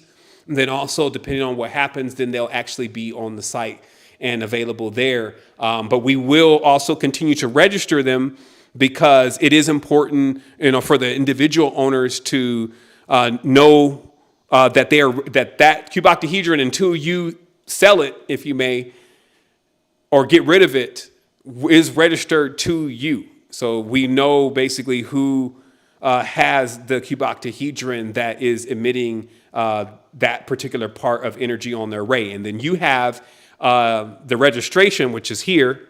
You receive this card, and the card will have the QR code that links to the registration of your cuboctahedron. So that way also in the future, because as we said, these are non-fungible in that respect, you have an IRL non-fungible that is registered to you. And if you wanted to do something with it, like liquidate it for whatever reason, maybe you go through an experience and you say, okay, I need to collect however much they end up becoming worth in the future, then it would be different than something else you generally purchase where it's like, okay, now I'm going to send it to eBay or whatever. It probably would have a higher value than it had when you initially acquired it. And there's a rarity here because we have to produce these from scratch here. So in conclusion, what I'm saying is that being able to go through this process of creating this gave me the ability to actually create this. And while this didn't actually make it yet to market, there is still plans on ultimately making this about the size of this, and then being able to bring the metamaterial array and things into a device that's this small. And that's also what I wanted to speak on in conclusion here, which is about, so you can see that we developed software already. Like we have our own social ecosystem. Right now, if you wanted to go check out Secret Energy, if you've never been in there before, if you have, you'll see we got a brand new homepage. Sending much respect and love to all the developers who went in to make sure that was deployed today. But there's a whole new version of Secret Energy coming. It's funny that we only have about 15% of the new Secret Energy in right now. It's just all React and JS guys that need to now do their thing, and that's going to be happening over the next couple months. But with this new upgrade of everything that we're doing, the goal is to have a way to how we're sustaining ourselves. And that brings me to the conclusion of all this, that if we're noticing on the blockchain, a lot of these projects don't actually have real utilities. And I keep saying that over and over again. It's real speculation, it's yield. What we've done is we're not only developing Web3 technologies, Web3 software, such as our Toroidal economy software, our text-to-image software, where when we tie it into our token, that becomes our utility. But also we have actually real products. We have a real maker space to where we can crank out even consumer electronics that are optimized for mindfulness. So what I'm going to do is I'm going to take a moment and I'm going to answer any questions around what was said today. I am going to probably show, our new stock library that we put together. And yeah, so it looks like I covered pretty much everything that is here today in a concise way, just so you can understand what we're doing here over at Spirit Tech Laboratories. Wholeness.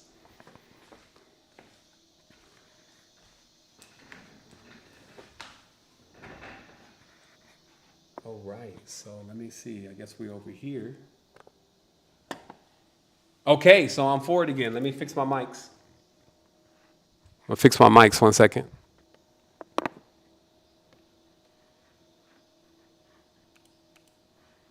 All right, so if you have a question.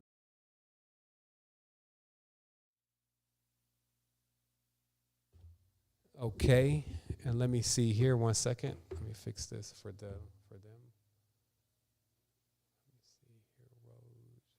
Okay, so you should be able to hear me on this side now. Okay. All right. Just give me 1 second, ma'am. Hold this 1 second. All right. So, because what we're going to do is we're actually going to take first questions through the chat. So if you have a question, you could type question, because I noticed that when we get into the verbal questions, sometimes the question is either not formulated or kind of opens the gate for stuff that doesn't allow us to go fast as we would want to. So I am asking everyone to, if you do have a question, just out of courtesy of others today, if you could just type it in, that would be awesome. And then we can actually get your question answered. I'm going to start off with the questions inside of the chat here in Zoom. And then Sean is going to funnel me some questions also here in Zoom. I think we can just keep it centralized here. And if you do have a question, just type in question right before that, what you have to say, and then I'll go ahead and get to it. So let's see.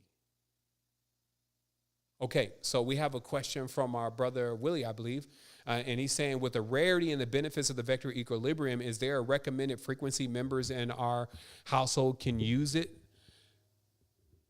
Is there a recommended frequency? Oh, okay. So, I need a little clarification on that, because I'm trying to understand if you're saying frequency as there's other frequencies playing in the environment, or how many people may be able to use it that are in the same household, or yeah. So just give me a little bit more clarification on that, or basically how many people can possibly touch it. I'm not sure of the question. Okay, so another question here is, those were all sold out when I last checked. When will they come back in stock? They have not been in stock. Unfortunately, the only thing that we can do is set it to not in stock. That's just kind of how it's reading on the system, versus it's saying that it's going to be released at a certain time. We decided, since they were done right around the time that we were now launching into this launch with Warriors of Love, we decided to actually put them in as IRLs, because a lot of people were still saying, I know the NFT thing is cool, but we'd rather have something physical. So we were like, okay, well, there's 10 vector equilibriums that are scattered about the 980 Warriors of Love. Okay. Then there's another 20 vector equilibriums in the last 981, 982. All those have vector equilibriums in there. So there's a chance for someone to win one, like a, what do you call that? Mystery box? Yeah, I got it this time. There's a chance to win it like a mystery box just in purchasing a normal NFT. If your NFT is holding that black box in its hand, then that's the one. And there are 10 of those inside of that collection on the first part. And there's another 20 of them in the last 20. So let me keep going. So let me see. Friends can't use, but what about close family? Okay, so thank you for clarifying that, Willie. So it is better for, and this is just something that we have dialed into. I can't tell people what to do, but what we notice with the vector equilibrium is that it's really like a personal object. Like, there's certain things in your life that you may have as a personal object. Let's say, like, that was his hat, or that was his cane. And so it's something that for sure it would be passed to someone. When let's say, if you decide to glide up on it and say, hey, my son, here, you can have my vector equilibrium. And by all means, I'm sure that there would be some form of still energetics that they would feel from you from this object. But letting a lot of people put their hands on it is very similar to allowing a lot of people to put their hands on, like, a crystal that you have personally. And, you sleep with this crystal, it's on your chest or whatever, and you got this relationship with this crystal. Now, everybody's holding this crystal, following this crystal, touching this crystal. It's just not a good idea, because these things, they have a tendency to strengthen themselves once they can create a form of basically strengthen themselves once they can create a form of what they're interacting with. But then when something else interacts with it, it will have to then change that form. And so if it's something about it's called basically we just call it the array. And you can see this with magnets. It happens more with the poles. It's like the poles start to weaken or change, especially with magnets. We've noticed. You want to pop that thing on? We've noticed with magnets that the poles will weaken when you just allow a lot of people to come in contact with it versus when you actually just come in contact with it, the poles either stay the same or they get greater. And you can tell that by how strong it begins to snap back into the device. So what are the metrics that are actually controlling this? We can only say it's because the pattern is being disturbed. So we're not also saying that, well, somebody else has kind of got negative energy or bad energy, so they're messing it up. We're just saying that they're kind of confusing it as to what bandwidth that it's specifically programmed to. And so hopefully that makes it a little bit more clear why we are like, maybe this is something that you want to keep as your own personal thing. Got to have something for yourself, right? So this question is that the waitlist is the vector equilibrium a mobile appliance or can handle dynamic external energies, as you said, personally, meaning keep it in the home space. So this thing can go everywhere. That's what the box is for. So even if, you find yourself out at a retreat or something like that, you can put it inside of its containment and then you can take it with you. Everything is really durable. That's why it's kind of like just that box rather than something that, could either be broken or something like that. It's pretty durable. Also, the outside is really to protect what is inside and also to reinforce the magnetic field. And it also holds the serial number. So, yeah, I mean, you can see this is the white one here. Also, I actually didn't mention here on the front, there is another cymatic, right? And so, and it's on element that can hold the vibration. So technically how this is designed is that when you receive it, it's like clean and it's clear. And this is why even that a person getting rid of their vector equilibrium, I'm not even sure like how smart that is, because then, somebody else, now you have somebody else's that has their energy on it. So, yeah, I guess that's all I have to say about it is that it's really just personal, but it can actually go anywhere. And it has what it needs to contain itself. It runs on magnets. It doesn't run on batteries. Another question is are the electronic devices configured to work after the dielectric pole shift on our infinite plane? If all the magnets in the world shift, then these magnets will shift too. There's just not enough evidence except for if you go and flush the toilet on the North Pole, it spins in one direction. And then you go on the South Pole, you flush the toilet, it spins in the other direction. You can check that. And then they have seen times where when there's a real pole shift, that the direction will change, right? So this particular direction is a spin up. So even if the pole changes, because the vector equilibrium, just so you understand, the shape, the cuboctahedron itself, which is known as the 12 around 1, I'll have to just kind of come in just on that. This is why there's Jesus and then the disciples, right? So there's 12 disciples and then there's 1. So it's 12 around 1. And then everything you see in occultism, you'll start noticing this 12 around 1 phenomenon because it boils down to an actual shape. And in the shape, the field of the shape is basically the three-dimensional version of a torus field. And so the shape by itself has power. And everybody that really understands cymatics, the laws of geometries, et cetera, are aware of the vector equilibrium, but more than likely through their dogmatic storylines versus what it actually is to have a vector equilibrium, that shape, that vibration, or that frequency as a physical object that's also interacting with a non-physical space. But it is the geometry specifically that allows that bridging between the physical and the non-physical to take place. So instead of having like just a bunch of guessing, that's the whole thing about Spirit Tech and the products that we use and that we choose to develop is that there's no guesswork. Right? Like you can't guess. It's like a car. If you turn it on, it doesn't work. So then you go back, you figure out why it's not working, and then you fix that part, and now we got a working car. So that's how we address everything here. So when we start talking about, well, how are we going to clean a space that's hyperdimensional, you need a carrier to do that. You need something that reaches into that space.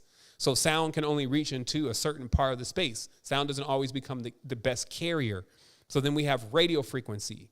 Then we have light. Then we have noble elements. Then we have metamaterials. And so it's just like, how are you choosing to interact with the field and what are you looking to accomplish within the field? What we're looking to accomplish is also the intentions, because remember that when things are developed or designed, the original intentions of how they're designed also reside in them if they can resonate. Now, everything can resonate, but some things resonate a lot less than others. But when you're dealing with something that is in itself a resonant field, it's taking on the resonance of this collective. That's why they're configured in an array. And those resonances have to do with everything that we're talking about in the manifesto, about what we are here to do in the society, what we want to do with our energy, how we want to maintain balance, how we want to go into this hyperintelligence, how we don't want to also overwhelm ourselves, how we're not trying to sign ourselves off, our souls away, and all this, any other weird stuff is not in the projection. And we're coming in clean. We're coming in with exactly, that's why I say the reason why they call them noble elements is because they don't deviate from what they are. And that's what you'll notice about when you start dealing with monatomics is you can always expect a certain relationship between gold or between iridium, et cetera. It will never change that relationship. It's a noble, just like in the word that we use, somebody that is noble is honorable in this way. And so that's the energy that we're bringing into the actual accumulation of this particular device. So I just wanted to kind of put a little time in it because I saw there was no questions. So I'm going to rapid fire now since there's quite a few. Does owning a vector equilibrium with unique IRL, or I guess that would be just basically a serial number, give you access to the secret energy foundation and creator DAO? In the beginning, it will be the ones that are tied into the NFTs because the NFTs are really the actual token that we need. And we're not, when we give we didn't want to create two, basically. We didn't want to have, okay, that would take us to actually have to launch an NFT that's just vector equilibrium. So it'd be probably just a picture of a vector equilibrium. And we decided, that's probably not creative enough. So let's just put it in the hand of our NFTs. So the first ones that come around, they have to be paired with the NFT for it to have access to Secret Energy Foundation and Creator DAO in relation to the governance model. Another question here is amazing presentation, Wholeness. Thanks so much. I kind of went through a few different spaces there. It was fun, and I got to do it again at 7:30. So I'm actually amped up. Even I wish I could just go and do that right now because I'm like, let's drink some water and go at it again. So the question is, the vector equilibrium, is there a possibility of configuring a whole space with this array, multiple of them, so that whoever's inside benefits at once like a bubble? And that actually, I'm glad you brought that up because with a vector equilibrium inside of a space, like we haven't been able to completely measure the field. But I will say the field is at least as big as a house. So you can count on that those that are actually in the vicinity of the vector equilibrium will be able to benefit from some of the benefits of the vector equilibrium. It's kind of like if we're all in the same space and there's an air purifier, we're all going to benefit from that cleaner air. Somebody's requesting to turn the mic back up. Okay, maybe I should just get a little closer to the mic. That mic is super hot. The other one, let me hit this one just a little bit. Came in a little bit earlier.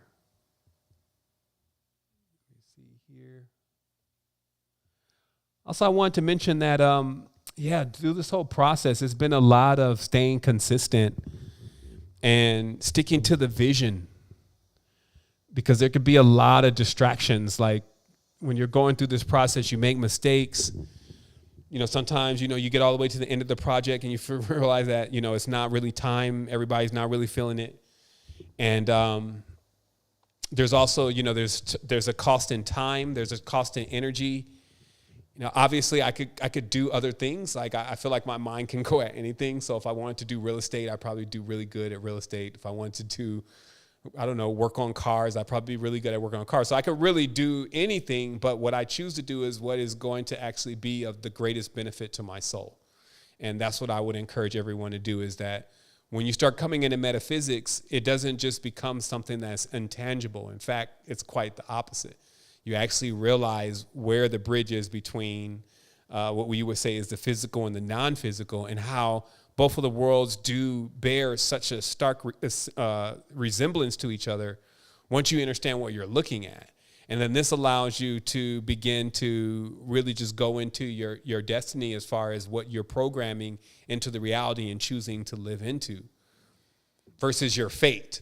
Okay, and that was interesting, the correlation between those two words as we've gotten from our legal documentation. The fate, where it's just like, that's just what's going to happen to you, versus destiny is like what you really can create and what you can really change. So what should you expect when you take monatomic gold, and can you mix monatomics? So my experience personally, because I can only talk about my experience and why I got into it, is that I felt a pickup in my own energetic field.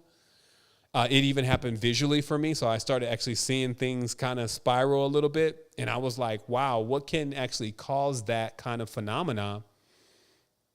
And then that's when I started learning more about it. But then I guess with everything, you got to figure out what you're going to do with it.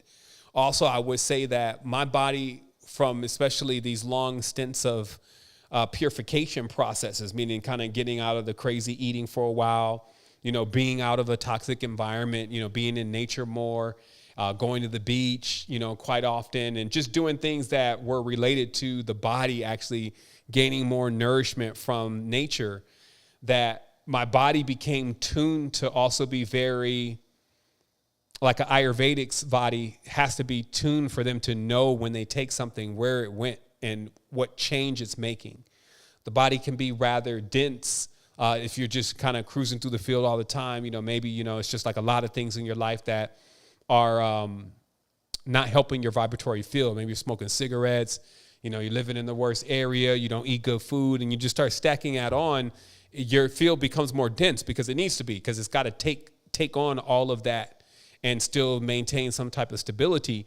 But that density oftentimes doesn't allow you to be as subtle or empathic to the fields that come with some of these things that play around in those realms. A lot of this stuff, like when you start talking about light, when you're talking about radio frequencies and things like that, this is stuff not obviously visible. Radio frequencies not visible by the eye. You can't necessarily hear them unless it's just like a slight ringing in your ear. But the language itself, though, is way more rich, meaning that you can get more data, if you may, more instructions, more potential out of something that is in that kind of subtle realm. So it's better for you to even optimize yourself to actually be more perceptive of the subtle aspects of self, rather than even trying to get things like, you can't compare DMT to monatomics at all, right? DMT, you're flying by the seat of your pants, but you're going to come down.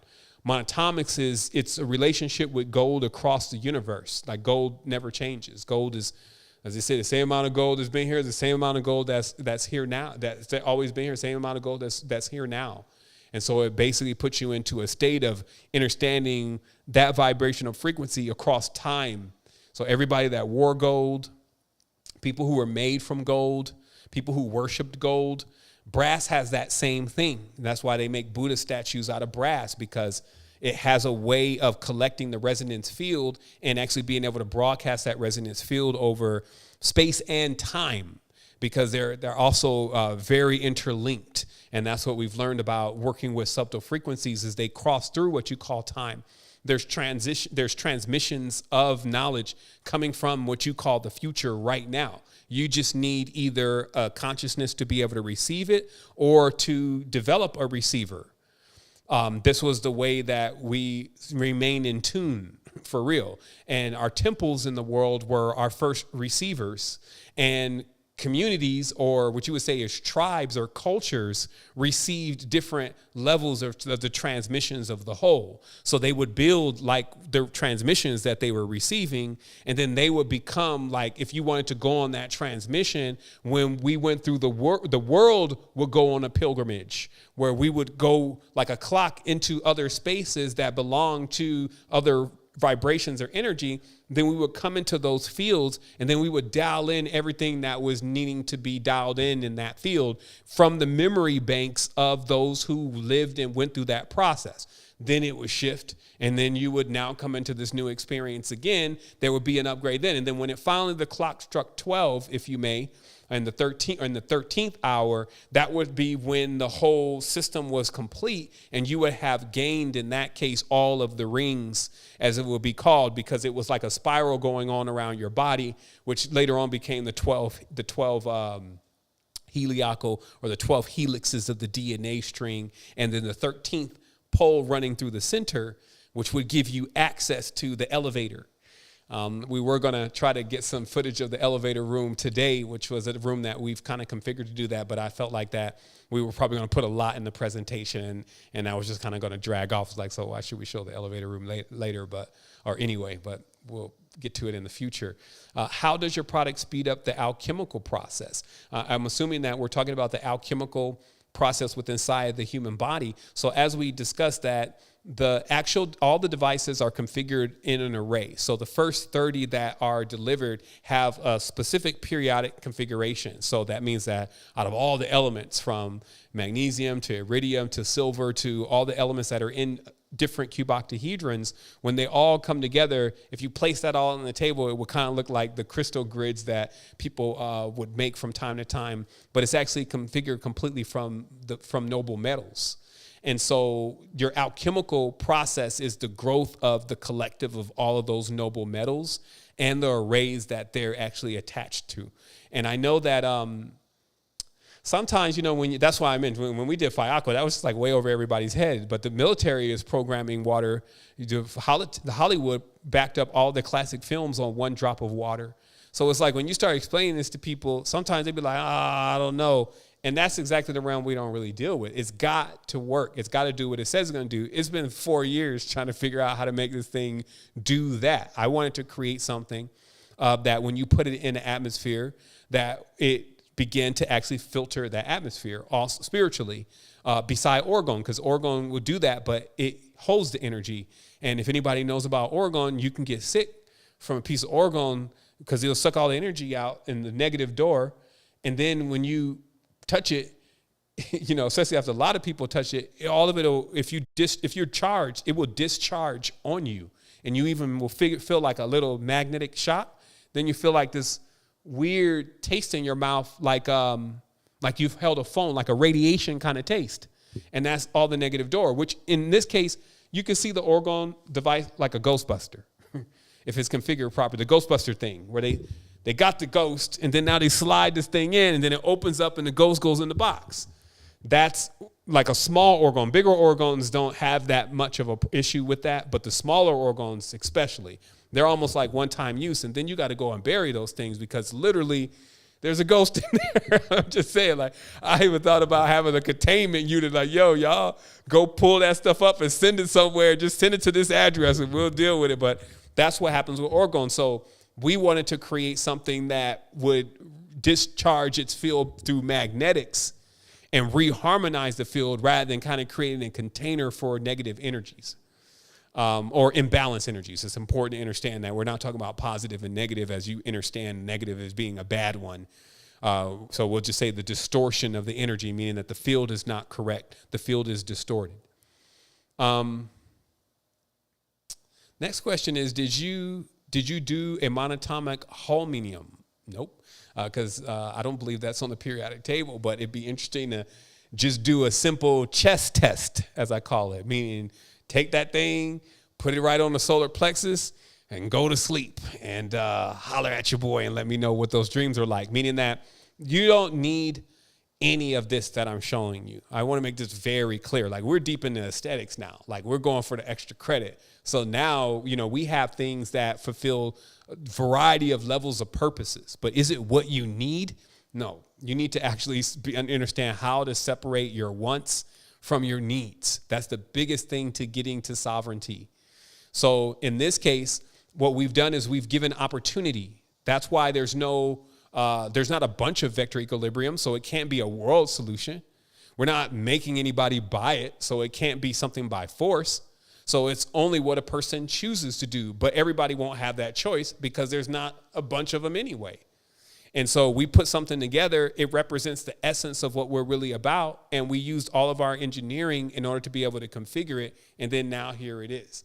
And so, that's just my contribution to this part of the reality. I like doing stuff like this also. Like, to be honest, as I said before, I write better than I talk because I can erase.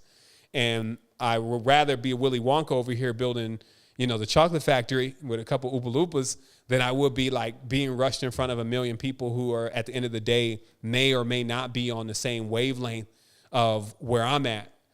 Because I really see, like I deal with the future and the present, right? So the past is accumulation, and I respect the past, and we stand on the past like a foundation. But the future also, somebody has to have that vision. That's like the eagle eye, the third eye. All of that is about vision. It's about being able to see what's going to happen, and then positioning your craft, because it's like you're looking out there, you're guiding yourself, you see the stars, and then you're positioning the craft where it's supposed to go. But you got to understand that when we're on a big vessel, do you ever see a big boat with only one person driving it? Think about this. Go to YouTube, type in $30 million boat, and see a buddy who bought the boat is on the boat by himself.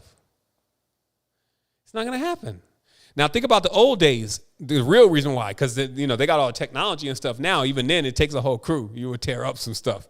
But still, on the olden days, you got all these stuff on the boat. You got the sails, you got the row, you got all these different things. So why is everybody just going to agree to come on this boat and work with you? There's real work on the boat.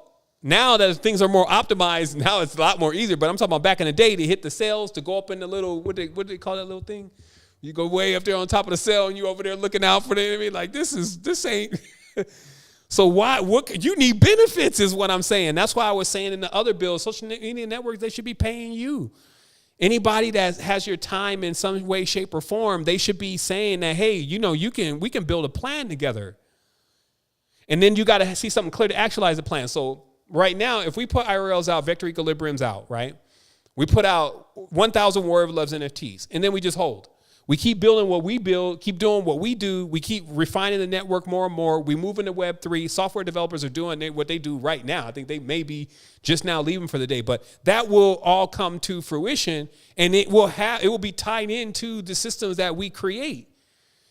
But those original things are the things that are determining where the value is determined. Meaning that what the NFT really is saying, well, if you had an NFT from Creator DAO in 2022, and like our timelines are short, I'd be saying like 2 years, 3 years. But real investors, like think about real investors, they're not thinking about cashing out in the next month. That's what the whole cryptocurrency thing created, and everybody keeps getting wrecked because you can't expect for something that you're supporting for you to just rug pull your support when you want to, or have somebody that even can do that. So when you start thinking about how to design systems that can be impervious to that, right away, you're not going to have a bunch of people who are not really supposed to be in this space anyway. They hung up already. Once I went into one of those parts a couple minutes ago, they were like, oh, no, this what? Jesus. They gone. So what you're dealing with is a filter. So a lot of, again, the projects that we're seeing is like, yes, sell 1 million of them. Let's get 1 million. What's going to look like when you have 1 million people who don't know what the hell is going on all up in your stuff now? They all in your house. And it's like, they're just interested in the financial and all this kind of stuff. So that's not even how this is rolling. If you notice, it's like the people that are actually acquiring this and getting involved with this in the beginning, this was to extend it to them.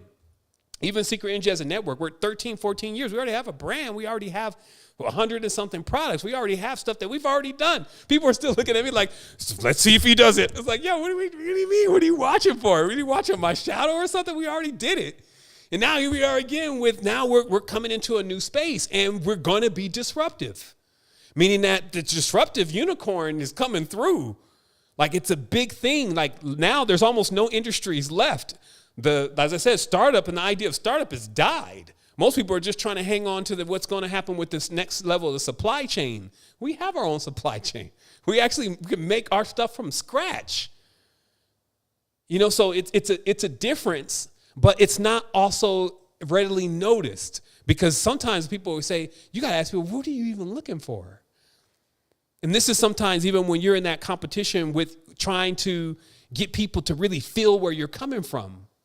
You got to ask yourself, how are they supposed to react? Like, what are you looking for, though? Let's get to that part. Then you realize, You don't even know if you're getting that response yet because you don't even have anything designed to tell you you're getting that response yet. You don't have things that can, like you're saying, you want to create value. Where's the value going to be held? Within our minds? I mean, yeah, first, but we need something physical that person can go and redeem that though. Like if I'm in this with you and you're saying it's going to be valuable, I need something that's going to be able to extend that value or bridge that value to me. Because that's also what happens with our ideas and our creativity is that we at times don't have the whole pipeline from the time from your creation to the time that it starts to benefit you. The whole pipeline put together. That's what Creator DAO is. We show you this is what we can put together amongst with doing all of the other stuff. Like we have other platforms. There's WealthyBot. There's text to image now. There's a whole nother thing happening. But what it is though is I noticed that me being in a multidisciplinary sometimes becomes a problem. Because sometimes people in one particular corridor of their mind, are trying to figure out how am I in this other corridor now? And if I'm still in alignment with where I was before, all my stuff is aligned. I have one final thing to say, and I think there's a few more, 44, there's a couple more questions here anyway. About AI, the elephant in the room, okay? Because a lot of me was like, well, shoot, we was looking through some of the sovereignty work. They say AI is going to be the biggest problem here in the future. I already told you that. So why are you in it? Because I'm the problem that they can't solve. What happens when someone figures out how to take something that is powerful, that is generally now going to become a weapon, and use it to end the whole war altogether? How do you do that? Because it can only just be a piece. It can't be the whole thing. The AI that is being referred to as the issue is not the AI that is being deployed right now. We're in the spookism. The AI that's the issue is in the future when if everybody is forced to tie their ID, license, and all this stuff in, just like when they made everybody take the shot, because you don't have any money, now you need to go and sign into the system and give up all your data to it. And you don't got no other alternative but to do that. That's the one that we're talking about. The one that creates pictures, the one that beat Buddy at AlphaGo, the one that beat Buddy at chess. Those are the ones that we can learn from.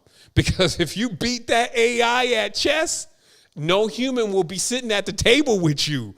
And this is what you have to realize. Like, we've been hindered so long. Like, when I generate an image from the text to image AI, it's not showing me the image AI can create.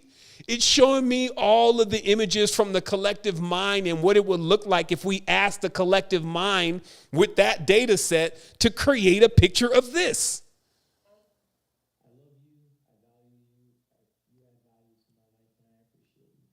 Thank you. I guess they just having a side conversation. Thank you. I'll take that. You know what I mean? I take that. Everybody else here will too. So again, I just wanted to address, that. So people are like, well, he's not mentioning anything or saying anything about it. No, I'm very well aware. Blockchain too. That's why I said, give yourself a plan. 3 years. Now you can imagine through this whole next 3 years, watch this. There are going to be people that never even started planning. Also checking yourself. Did you make the last cut? And if you didn't, you need to speed up. What was the last cut? When they said you had to take a shot and you can't keep the job anymore. Or you can't do X. If that happened to you and you end up having to indulge in the juice, you really need to know that you're behind. I'm not going to soft coat this for you at all. You're behind. If you didn't have to do that, your timing is great. Keep going, because it means that every time there's a cut, like, everybody from this point, if you didn't do that. So right now, everybody that was like 5 years ago, 7 years ago, some of y'all caught it even a little bit late. Y'all got good guides or whatever, and was like, you know what? Something's coming. And I'm going to start preparing myself. I'm going to start getting myself together. I'm going to start, again, figuring out my wants and my needs, start developing my environment. And then when the whole thing popped and they were like, you have to do this. It doesn't matter if there could be water in it. I'm not saying that, it's got all this stuff in it, even though, hey, as a chemist, graphene in the blood, I don't think it's a good idea. But what I'm just saying on the whole is it could be water. The moment we get to a point where somebody tells us what to do, or else we can't enjoy things that was our norm, that's a signal. That's an alert. That's a red alert on the dimension. That's to let you know, hey, you're a little bit below sea level. You're below the banks. You gotta get it together. You gotta stabilize yourself, because now you're being forced to do stuff because your true rights are being removed because you didn't know about balance. They're on the right. Who's right? But that's a direction. There's also left. So if your right and your left is not balanced, then when you are forced to do something, to see the left, somebody says, what are the left? It's the left-hand path. It's occultism. People don't realize Christians are left-hand path people. They run on a theism that if they don't do something, then something bad is going to happen to them. And nobody can live that way. That's not free. That's not being free at all. That's not a sovereign at all. You do things because you want to do them, not because you have to do them. So any dogma that's like, yo, this is what you have to do, then you need to look at that and say, okay, I think I'm getting into a realm where I'm starting to become disempowered. And it's a signal to you to get back to sovereignty. That's why the first sovereigns rolled in on a boat. There's a lot of ancient stuff and people are scared of it. That's what I was saying, like in the Arabic language, the Wuju al-Quran, the Anunnaki, the boats, the Allah being written like a boat, like Pierre Sabac's book talks about, the Sibyls being able to control commerce, the celestial space being the same as the ocean. There's a lot of deep stuff going on, but it does still boil down to those basic principles. And if you want to refine yourself right now in society and not go into chaos and depression, you got to look at everything around you as an opportunity. You need to have a plan, and you need to know that plan has to involve your sovereignty. And then you make a plan. You don't go nuts. You don't drive everybody around you crazy, throw all your stuff away, get rid of everybody, piss everybody off, cut up all your cards. Hey, if that worked for you, maybe. But everybody that I saw do that, it creates more problems than it solves. Sit down first, make a plan. Now, we also put a free course. It's Gemstone University's work, golden, like gems. Like that's why they call it Gemstone University. Y'all overdoing yourself, overachiever over here. Gemstone University, we put it inside the InterVarsity. You could take the course there. You can even get a certificate and really understand how to remove yourself from the system and what that is really going to take from every single level, and to understand that through the etymology, to understand that through the legal system, to understand what we are in many ways racing. Like our strategy right now is to head them off at the pass. What does that mean? They got our children for sure. Go look. If you're saying we winning, I'm not even with you because you're not looking. You're delusioned. They got all of our ilk. So what this means is if this continues and there's not something that changes that in the future, they go into a different level of bondage. It's going to be totally different than what we even experienced. So now we're looking at the scene. Now they deployed the AI, weapons grade AI over there at Palantir too. So this means all of our minds now are kind of being used against us because they're not using it to figure out how we're going to fix problems like diseases. This thing was fixing diseases in 2 hours, and it took us 200 years damn near because it's just a collective knowledge. If we were all together and all connected and not versus each other, we would be able to pull this right out of our mind, every single solution, faster than AI. But now everybody is all separated. We only have, AI is basically a data set, a dictionary of everything that has been done in all the images and all the pictures.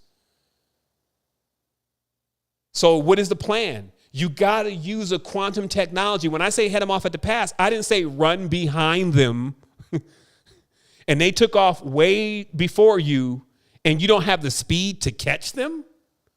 No, somebody needs to know another route.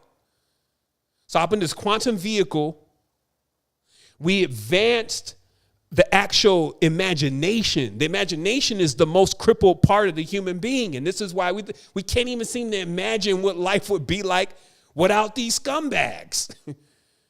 People can't imagine, well, what would this look like without the economy? That's why you see countries fold. The latest one on the list is what? Not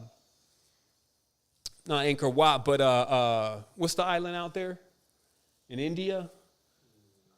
Somebody will type it in the chat here. But they're the latest on the list, Sri Lanka. So the latest on the list where the whole country fold. So are you just to assume that people are not spiritual enough? Are you just to assume that they don't have the right diets? Are you just to assume it's because of AI or because of the devil or whatever you could come up with to why their whole country is sliding and now the women and children and the mothers and the fathers are now going to go hungry? It's more to it than that. And so when you're going to be bringing in solutions, those solutions have to be vast. And they have to have the power and the potential to be able to make the actual change. That's what you owe yourself. And if you're in command of others, meaning that maybe you're like the leader of your household or something, a lot of this does fall on you because everybody that is around you is really making decisions based on what you do. And that's why I come in with responsibility. I'm telling you directly. We're already at a stage where we have to really be very clever at what we do, and we have to have a certain time frame of how long we're going to be involved with something, and then we have to have an end game. So what is the plan? As I said, get everyone as sovereign as possible and out of the system in 3 years.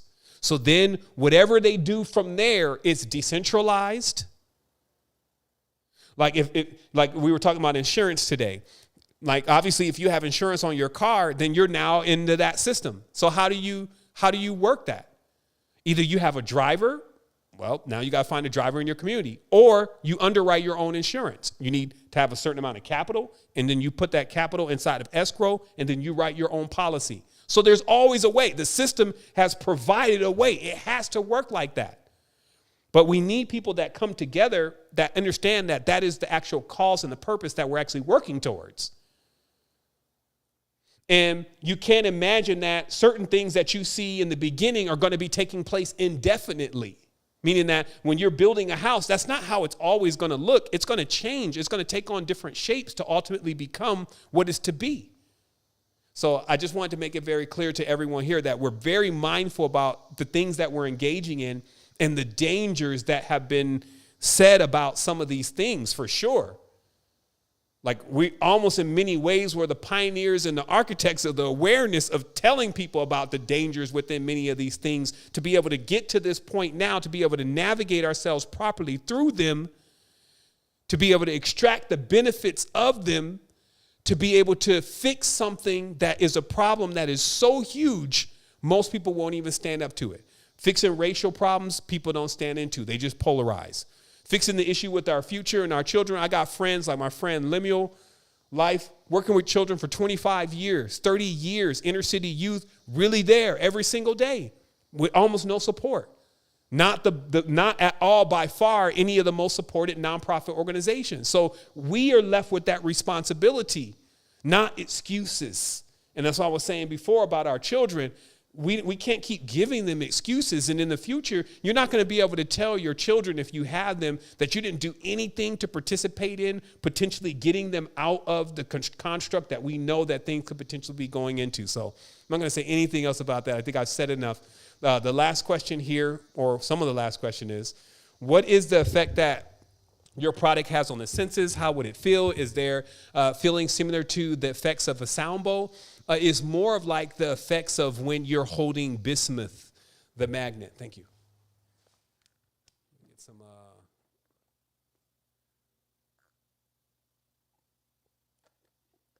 bismuth, the magnet that does not attract.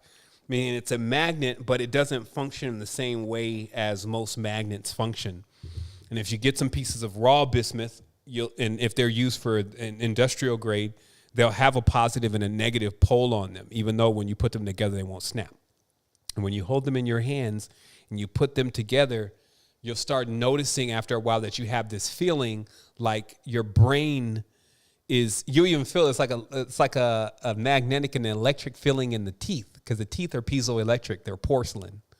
So you start feeling this feeling like, it's funny, I got to explain it now, but there's a feeling there.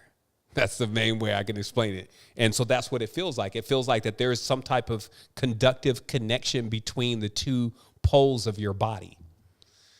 Question, would one need the DAO and the NFT to purchase the vector? If no, when approximately will the vector equilibrium arrive? Are we talking months, year? Can we do something to obtain this early as possible? Just to answer your question directly, months. You know, that's realistic. Like, it's not that we can't produce them. It's that we're actually doing a lot of things. And it takes time to actually put the vector equilibriums together. So we have those 30. And then I for sure would like to produce more and make another array. We do have the materials to do it, but it's just flat out the time that it takes to actually construct one. And just on a real-time level, it takes a complete day for this part of the unit, just this, to even be done. So it's 28 hours, so a little bit over a day for the array to be done. But fortunately, we can actually create two of these at the same time. So we kind of have this production thing that we can kind of ramp up production just a little bit. So we're expecting probably in a few months. And no, you won't need to be a part of the DAO or have an NFT to actually acquire one then. How would the vector affect you based on your age and over time? Does that affect to grow or crystallize the longer you have it? So again, just to be very clear, what it's going to do is it's going to do its best to actually keep the environment that's around you harmonized for the growth of your energy. If that is going to assist you in a positive way as far as aging over time, then that is what's going to occur. And so I don't want to make claims about vector equilibrium in respect to others' personal lives, because it, of course, does really matter to how you're conducting your own life. You know, I used to have a friend that would use the colonic machine as a way of eating. Like, he would basically eat bad food and then go use the colonic machine. And I felt like that was a little bit, it was like, since he knew that he could clean out the mess, then he didn't have a problem creating the mess. And so I don't want to kind of create that thing with the vector equilibrium where people feel like that they could go do bad things and they get it all cleaned out of their field. So it's really like something that it's intuitively is tapping into that space of where your energetic field is. Does the zodiac sign Ophiuchus represent the one around the 13? Yes, it does. Any insights on why the body would have increased urination for several months while drinking daily hydrogen water? Yes, because it's still actually there's another reason beside that it's not absorbing hydrogen, because that only happens for about 3 days to a week. It's because that hydrogen, so if you understand what hydrogen is, it's like basically creating water. That's why the byproduct of hydrogen gas is water.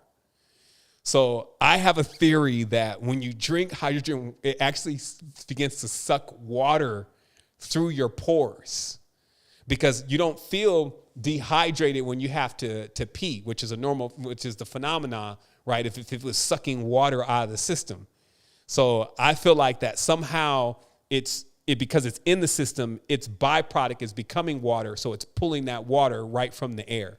I mean, that's my theory right now, because I've been trying to explain that to myself also about, prolonged urination cycles. And obviously the water is very clear and everything. And you're kind of like, well, wait a minute, I didn't drink that much water though. So how am I evacuating that much water? Where did it come from?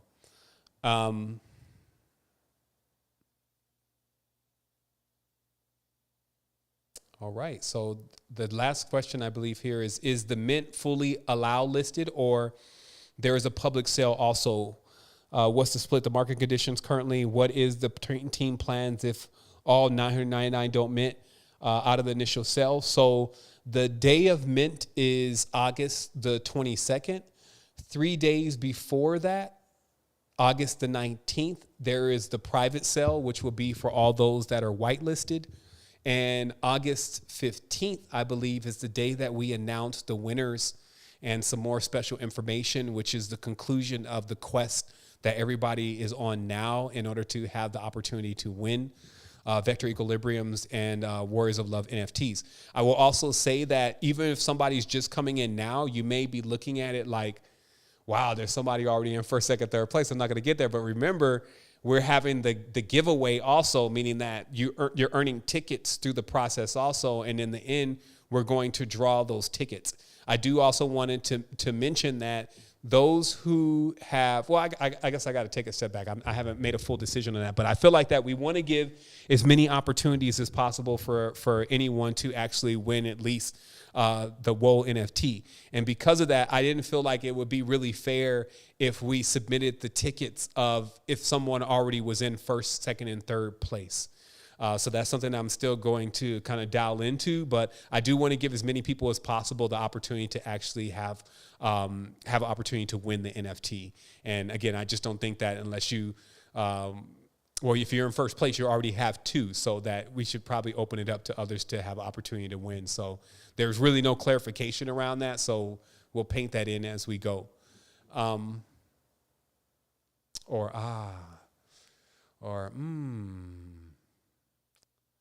Feels good. I'm just scrolling through the last few questions here just to make sure there's nothing left. All right. So,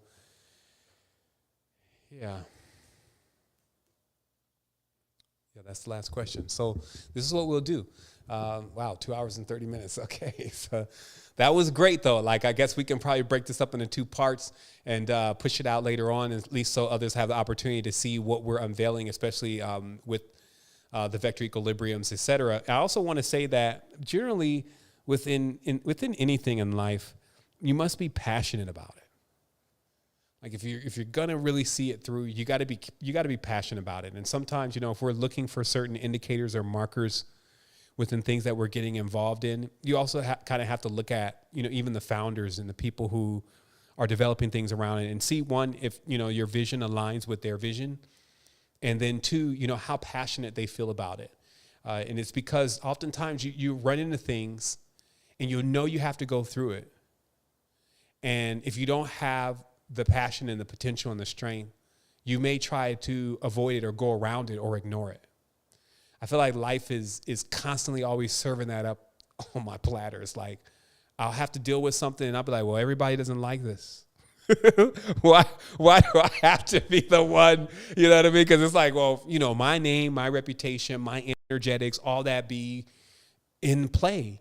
And it's like when I choose to keep going through, I do gain some real levels. Like I gain a whole nother level of awareness. And I get to a point when I'm finally at a certain stage and I look back and I was like, man, you were even afraid to make that jump. And there were so many also saying that you shouldn't do it. Like I was like, yo, don't leave Atlanta. People were like, don't go nowhere. What are you doing? Come back. And I'm like, I'm gone. And it was the best choice I made in life. So I'm still following that energy because that energy is never led me into anything wrong. It has been a deep level of education. I feel like that it brings back in play that it's highly possible now more than ever that like when you see your great grandmother or your great great grandparents, they love you, but they also want you to be as strong as them. So they will put you through what is necessary for you to get to their level.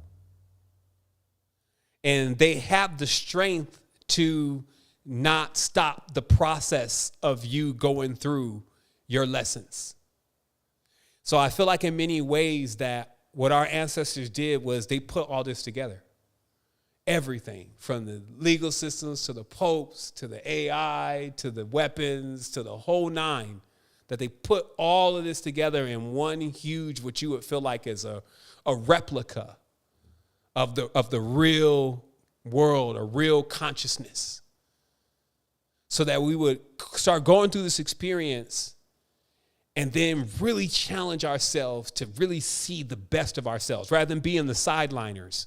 Like I said, like the medic, the military medic, that's not something that he had to sign up for. He didn't have to sign up for the military at all. Some are like, shoot, if I'm going to the military, at least I'm going to have a gun in my hand. But this person was like, look, I'm going to practice this to heal. I know I'm going to encounter people who are close to their death. I know I'm going to encounter people who even die. I'm going to see the blood. I'm going to see blown off limbs. But I'm going. That's a different type of build. That's a different type of calling. It's a very mature state of consciousness and way of being. It's somebody that's very solid within what they are about. No matter what everything else is doing with it, what everybody else got going on, and what their sideline stories are, it's how are you operating in this matrix? And are you ready for this sovereignty? Because this sovereignty, as I said, like, we're carving a pipeline right now. And that's what my life's work personally is to open up that super speedway between ignorance and advanced intelligence, between depression, debt, slavery, from all of that, like the judgments, all that kind of stuff, to a clear being that is hyper aware of their power and their potential and are linked with others, as we say, other creators, to actually create. Wholeness and Balance Vibrations, thank you so much. We will speak with each other soon. There is a few more events, I heard. This was like, I was like, yo, when I scheduled the 9 events, I was like, yeah, this will be easy, but yo, 9 events. But yeah, today was amazing. Thank you so much for being here, Tribe Wholeness. I'll set the lines. If you wanted to say wholeness to everyone that's here, that would be awesome. Thank you so much again for spending your time, taking a look at this project and seeing what it can do for you. Wholeness.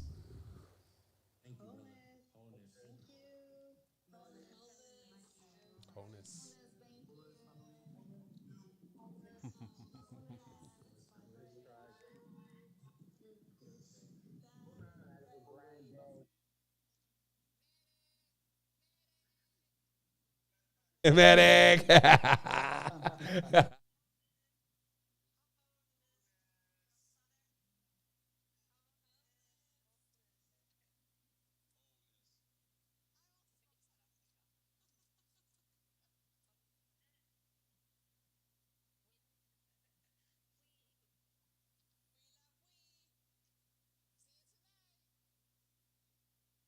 Oh yeah, see you tonight.